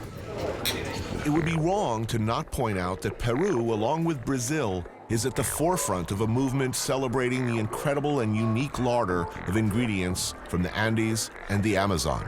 Flavors you find no place else on Earth. There seems to be a lot of interest in the last decade in the Amazon because it's an amazing spectrum of entirely new to most of us flavors and ingredients. Pedro Escafino is at the cutting edge of exactly that territory. His restaurant, Amas, explores the rivers, the ocean, the landscape of Peru, highlighting a range of products that are stunning in their diversity, and to us anyway, their newness. Wow. This one is, you got breadfruit, tuna, and the cashew sauce that is with plantain vinegar. That's a cashew fruit, and so the nut is a fruit, and in Brazil and here we use the peduncle as a fruit. We make these scallops with a wild almond. The almond is very, very soft, like the flavor of it. It complements really well. And this one is freshwater shrimp dashi, made of taro root and a freshwater shrimp. Whole different flavor spectrum, right? All new. It's almost like you need a new section of your tongue. It must be so exciting because they have basically an amazing garden with the Amazon. Ooh, that looks good. This is a soup made of hen with peanuts and corn, and it's called inchicapi. Liking the food. I've enjoyed these cocktails too. Cashew caipirinhas. Are we gonna be wasted? Yeah, we'll be fine. Oh, well. So this is also tradition. This is called patarasca. They season the fish, they put it on a leaf, and they cook it. The fish is catfish. In the Amazon, we have like 200 types of catfish. It's in flavor from the leaf too. And here we have paiche. It's the second biggest freshwater fish in the world. Underneath, you have a puree of aguaje, that is a palm fruit. And the sauce is a reduction of fermented wild manioc or yuca. Fermented? Yeah, this is, how to say, toxic or... poisonous. Poisonous. Yeah. Yeah, so they let it ferment and it becomes, you can eat it. These fish are unbelievable when you see them. They get up to like 600 pounds. And they're swimming in water no deeper than a rice paddy. Really? Giant. They're like dinosaur fish. Everyone has been saying for years that Peru is going to be the next big thing as far as restaurants. And it is. These really prove it. And we have a chili pepper made with Brazil nuts. And these are ants. Wow, they're huge. They're huge ants. Okay. You think I should try? Yeah, totally.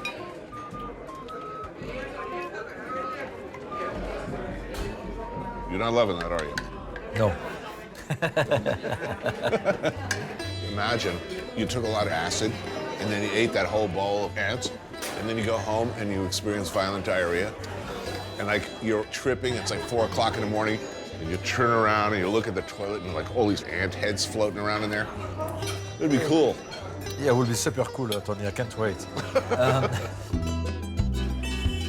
So now that we've confirmed what we already knew, that Peru's food is unequivocally awesome, it seems proper that we take a trip back in time to meet the forebears of this country's rich cultural legacy. The Larco Herrera Museum in Lima has a massive collection of pre-Columbian artifacts. And looking at them, you get an idea of what these ancient peoples were like, how they lived.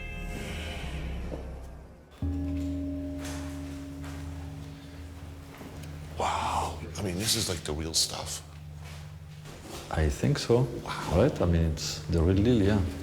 Gold necklaces. It's gold. You see why the Spanish just freaked out when they came here, turned into like maniacal greed heads. But history does not have to be boring. It can be sexy. I don't know whether you knew this, but I am an aficionado of early erotica of pre-Columbian and post-Columbian eras. You know, like pottery, of people doing it. Yeah, I should have known that.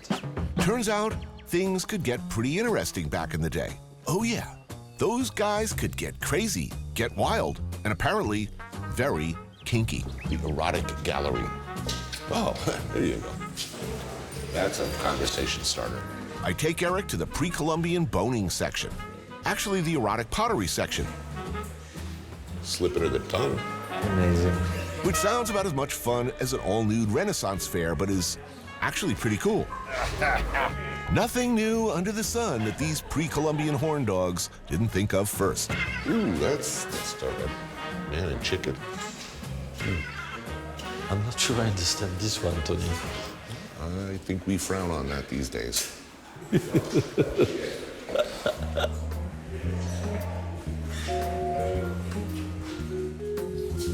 Oh, wow, they're doing it under a blanket. This must be after the Spanish arrived to teach them shame. Ooh, skeletons with boners. They are zombies. Oh, getting zombie old-fashioned? Yes, Tony. I really appreciate your knowledge. I wonder whether this was decorative or whether this was early porn. They probably had it in a closet somewhere or something. Yeah, I'll bet this was right out on the table. Come on in, have a cup of tea. Sit down. Ooh, here's some animal-on-animal action. This is pretty awesome. Yeah, no, this is interesting. Yeah, I'm happy we made it here, Tony. That was an enlightening moment.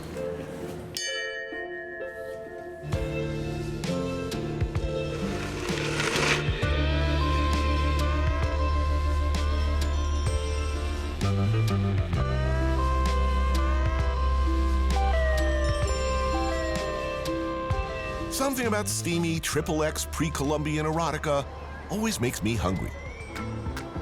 Luckily, at night, Lima comes alive with the smell and the familiar, enticing sound of sizzling meat.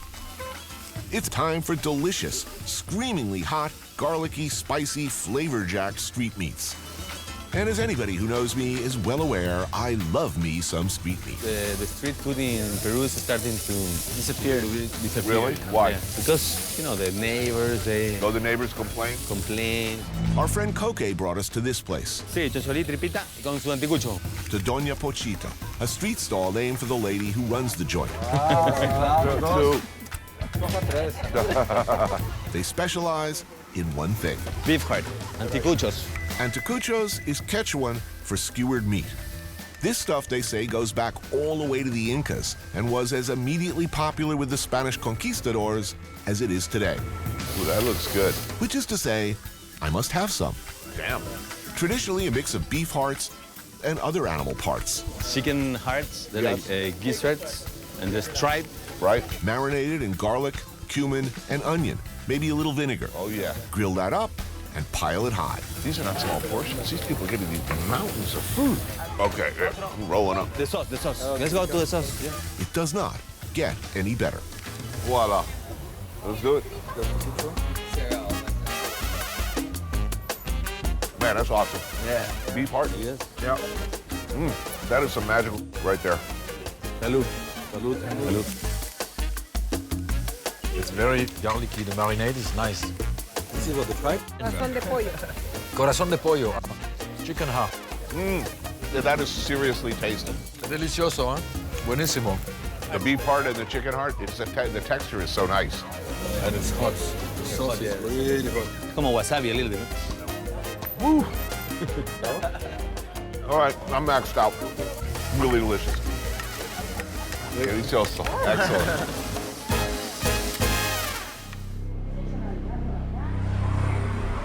The city of Chiclayo lies about 400 miles northwest of Lima. It's Peru's fourth largest city, with over 500,000 people living there. It's our next stop, the staging area for our trip to the mountains to find our cacao. Chocolate. I mean, we know we like this stuff, but how is it made? Where does it come from? Columbus was the first European to encounter cacao beans on a Mayan trading canoe off the coast of Honduras. He's said to have grabbed both crew and cargo and brought them back to Spain. A few decades later, a Spanish conquistador, Hernando Cortés, came across Aztecs using the sacred beans in a drink. It was considered the drink of the gods. Like most expensive, delicious things from abroad, the largely inbred and frequently syphilitic European royalty did their best to keep what was fast becoming a craze for hot chocolate to themselves. But it soon found its way to America, and in 1765, the first chocolate factory opened in New England.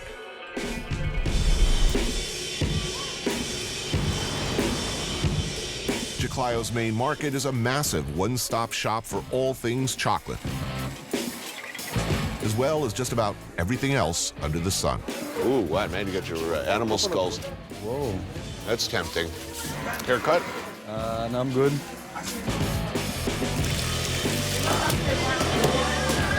Ooh, wow. Ah, el cacao. Those are the raw beans. And that one is the toasted Toasted. one. And then she Grinds it. And then she put it in a mold. Gracias. Ooh, bitter. Not sweet at all, huh? No. They don't put sugar.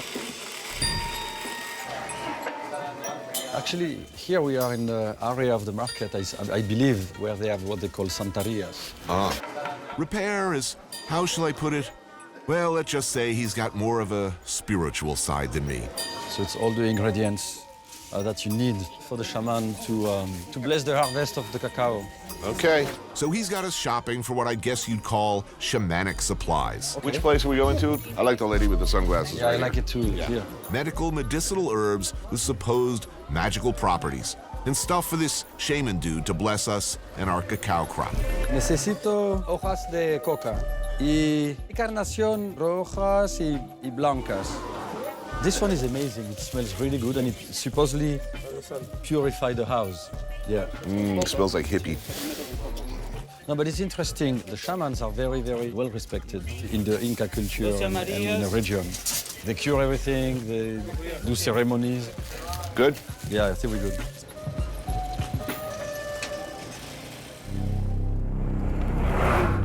Our journey continues by road as we leave Chiclayo and head east towards the Andes. So supposedly, if you go 2 hours north from here, you have like the Indians who welcome you with the little... the blow darts. Yeah. But before we get too deep into the mountains, we're stopping off to meet our shaman.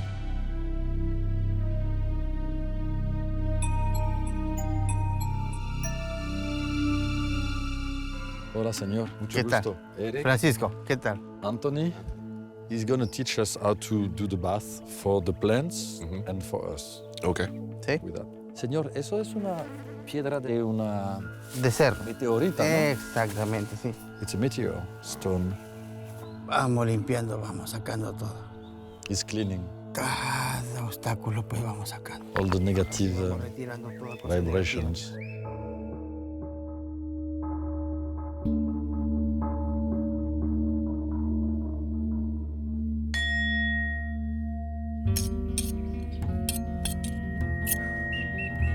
Vamos cortando todos los obstáculos.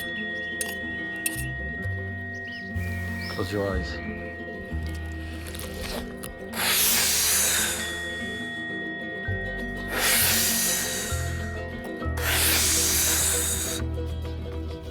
He cleaned you and he wished you a lot of success. Póngase acá adelante. Sí, todo. Eso. A little bit more, especially in the back, in the neck, the back. That's it here, yeah. On the chest. A little bit like that, yeah. Eso. We wanted a blessing for our cacao harvest. We got this. My aura is now cleaner than Gwyneth Paltrow's colon after a 3-month juice cleanse. To a successful harvest. Yeah. Mucho gusto y gracias. Cuando gusten. But we're not done. We gotta transport this stuff to our trees and finish the job ourselves. I know you're not going to believe it, but the energy has changed here. I'm serious, I'm not joking. Listen, I'm not disbelieving. I have an open mind.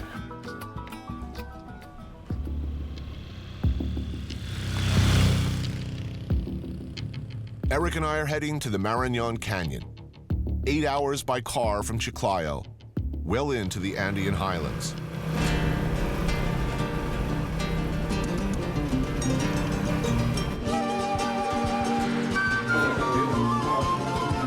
On the way, we stop for lunch and a meet up with this guy.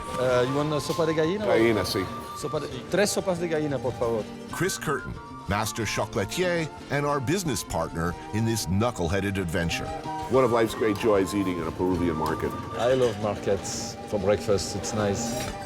So, sopa de gallina, basically a hen soup. Gracias, sí. That's good. Where in the world does chocolate come from? Well, 45% of course come from Ivory Coast in Africa. But we don't deal in those beans just because of political situations. There's this stuff, the special chocolate. Yeah. And which is pretty much what we're here to look at. Yes, absolutely. Where it comes from, what's involved. Eric ate some of Chris's chocolate, heard about these wild cacao trees he was sourcing from in Peru, and promptly got me involved in this designer chocolate bar business. I'm rather famously a guy I never really gave it about desserts. You, on the other hand, you eat chocolate every day. Yeah, every day. And so here we are, 3 men and a chocolate bar.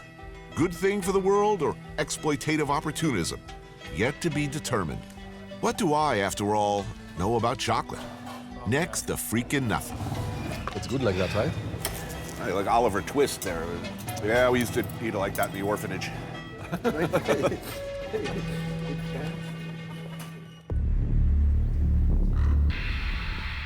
The Marañón Canyon. We're headed to meet some of the farmers who supply the beans that make our chocolate and to get me an education in all things cacao.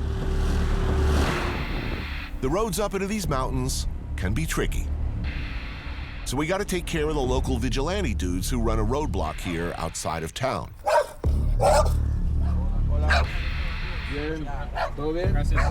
It looks like a shakedown, but they're a welcome sight. This hill where cars have to slow down was where all sorts of highwaymen and miscreants used to waylay travelers like us. So these guys stepped in to take care of business. Wow, that was a big shotgun. That'll shoot through an engine block. Actually, I don't really know, but I'm assuming.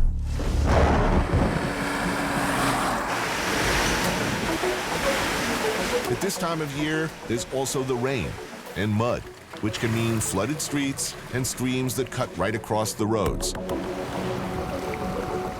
And there's this, the river. In the best of circumstances, a fairly adventurous way to get your vehicles across. A long line across a fast-moving current, the ferry propelled only by the flow of water. But today, the river is too high and the current too fast. River running a little high.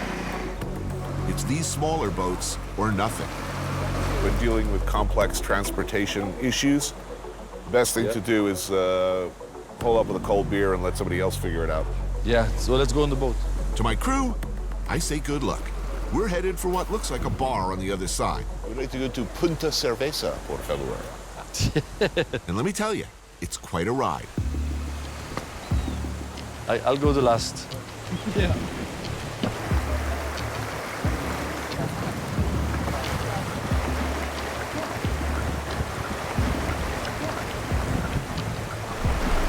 Hey, water inside the boat. Look, look, look. The boat is sinking.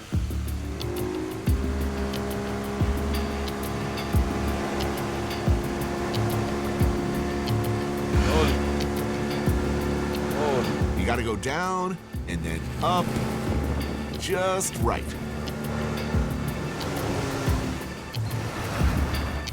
We make it to the other side reasonably dry. Beer? The Marañón Canyon is home to a wide range of species, including, and most interesting to us, a strain of cacao previously thought to be almost extinct. A few years ago, the valley's cacao trees were genetically tested at a USDA lab and proven to have identical DNA to one of the rarest forms of cacao in the world. This stuff, the real deal, pure Nacional. Don Fortunato is our cacao connection, a farmer whose family has been working these mountains for over 40 years. They're just absolutely beautiful when they start out. Absolutely. Really kooky looking pods as they just come right off the trunk of the tree.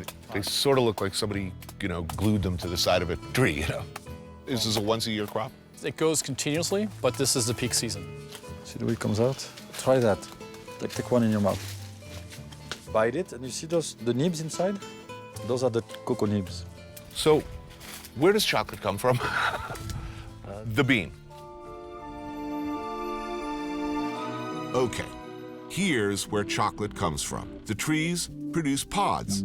You split open the pods and take out the beans. The buyer sun-dries the beans, then roasts them. After roasting, the beans are extracted from their shells and ground up, producing chocolate liquor. Mix this concentrate with milk, sugar, cocoa butter, and you get what we call commercial chocolate.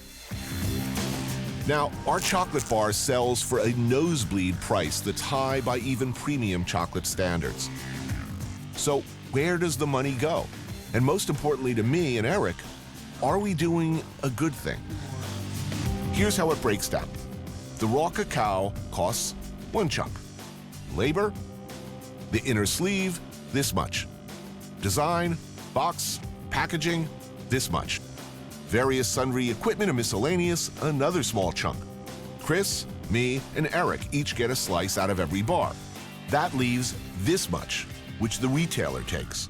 Chef Bleeding Heart Hippie here has already convinced me to give whatever meager profits we make off our first bar to a local charity. So, what's unusual about these pods, these beans?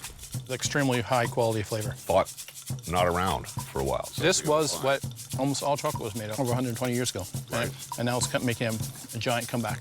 I mean, as a chocolatier, this is a once-in-a-lifetime find. Now, about 40% of the beans from these trees have got white cacao beans mixed in. The rest are purplish in color. But we've heard of an ultra-rare group of trees elsewhere further up the mountains that produce pods with 100% all pure white beans. And that's something me and Eric are very interested in down the road. But for now, Don Fortunato's daughter, Johanna, has prepared us a traditional Peruvian mountain meal. Wow. Oh, whoa. Juanes. Juanes are rice dumplings with boiled egg, chicken, and achote inside. Wow. This is amazing. Buenísimo. And not surprisingly, some cuy, or guinea pig, of which there seems to be many around for the taking. This preparation served with a cacao sauce. Oh, that's good. All of this food is delicious. So, chocolate, particularly our chocolate, it's a luxury food item. Yes. Right? This is an area that's abundant with coffee, chocolate, fruit. How's life for the locals? He says that 20 years ago, 25 years ago, it was easier for him. He was planting soybeans and coffee, and he was making much more money. And then he didn't plant soybeans any longer. And then the coffee production went down. So therefore, he had a financial struggle for a while. And now with the cacao trees that they are planting, he has no more stress and he's fairly happy himself.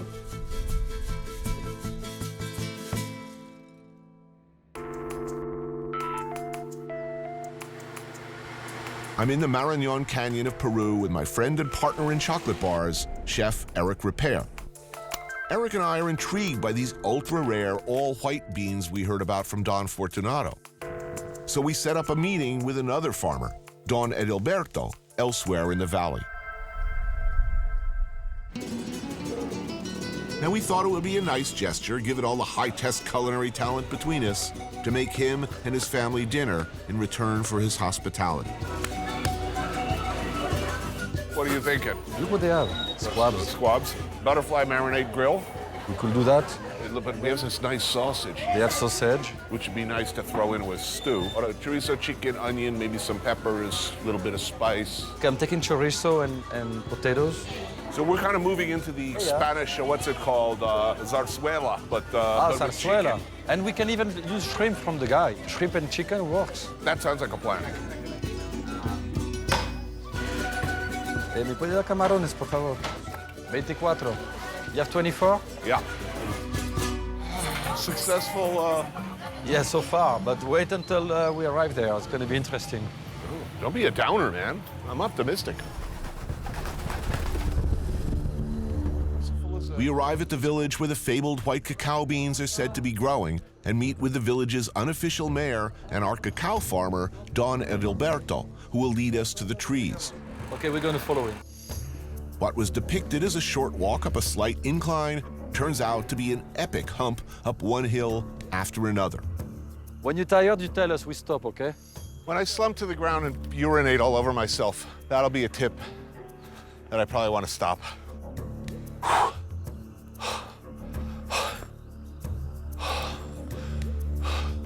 Another reason I hate the Swiss mountains. I love mountains. Eric, who grew up in the Pyrenees, is up the slopes like a gazelle. Me, I feel every year of my misspent life with every step. Oh, jeez. Ese es cacao. El blanco que pusiste. Oh, are we there yet? No, we're not there. It's a baby. He's rafting because he has only 22 trees. I wish I could hear you over the sound of my exploding capillaries. Okay.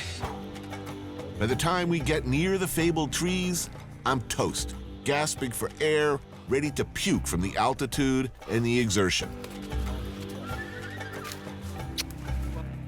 So tell us again, what's unique about these trees? It's because they're all white beans, All which is a white. rarity. So these are the only known all-white, 100% pure nacional. Okay, and why is that good? It's a new variety and gives different flavor profiles to it. A good flavor profile? Yes. I'm assuming, because I've just humped up a big mother. Excuse me, kid.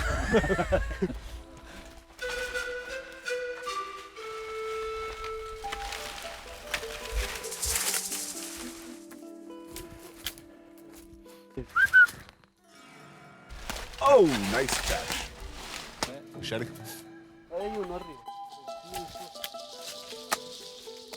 Don't your fingers, man. Okay, that's good. Yeah, that's it. There we go. Porcelana. All white. Remember the shaman? Well, we still have stuff to do with that package he gave us. We do, presumably, want a good crop. Better get right with the spirit world. Oh, jeez. To me? A little shaman juice thrown around, bury the purified soil, and there you go. Chocolate magnates. Well, good luck, dude. To a good harvest. Done deal.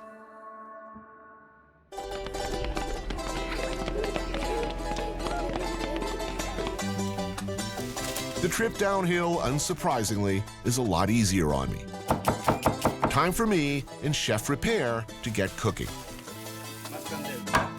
Back to basics.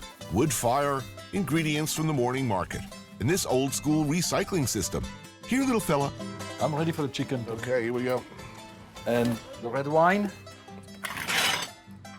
Notice how I neatly maneuvered you into the shit job? So now we have to make the mashed potato and we're good. Eric's mashed potato secret, around 50% butter. Ah, the glory that is France. I think they call it gout. Okay, let's do it. Pues empezamos.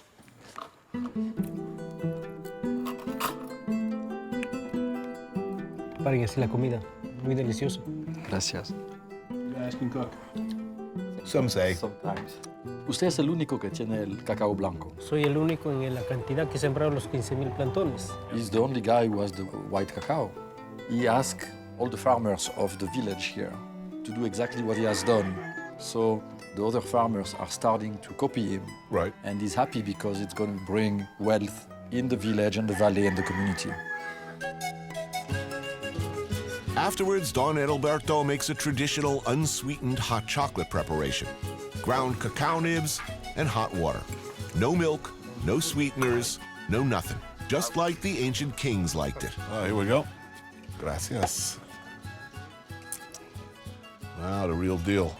Only water, and this is what they really use cacao for. Before chocolate hit Europe, this is what the Aztec kings would drink. I'm a little bit jealous right now, since I have nothing. We'll get yours eventually. Here you go. Gracias. Muchas gracias. Salud. That's good. Salud. Salud. Salud. Gentlemen, to education. Yes. So, did we do the right thing? Is it all right for two New Yorkers to make money, however much or however little, off the work of struggling farmers in a faraway land? Fortunato, Adalberto, Chris, everybody down the line, all the way to the families who picked the pods off the trees, seem pretty happy to be doing what they're doing. But do I want to be in the chocolate business? That's something I'm going to have to figure out. But for now, one last thing needs to be done to fulfill our shamanic obligations. Guys, you have to get out. The guy is coming with his bike and he doesn't care. A bridge, a bundle of eucalyptus leaves, a badly working lighter, gotta get right. It smells like ganja.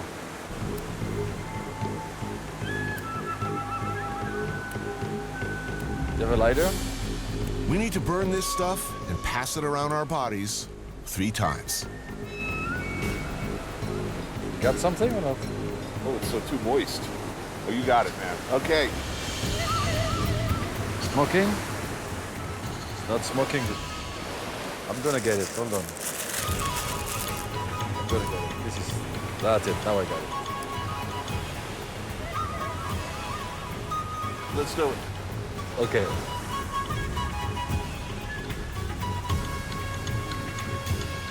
Yeah, it's coming. I got it. We did it. Over. Okay, done. Hey, we have a problem with chocolate, I tell you that. Getting into the coffee business.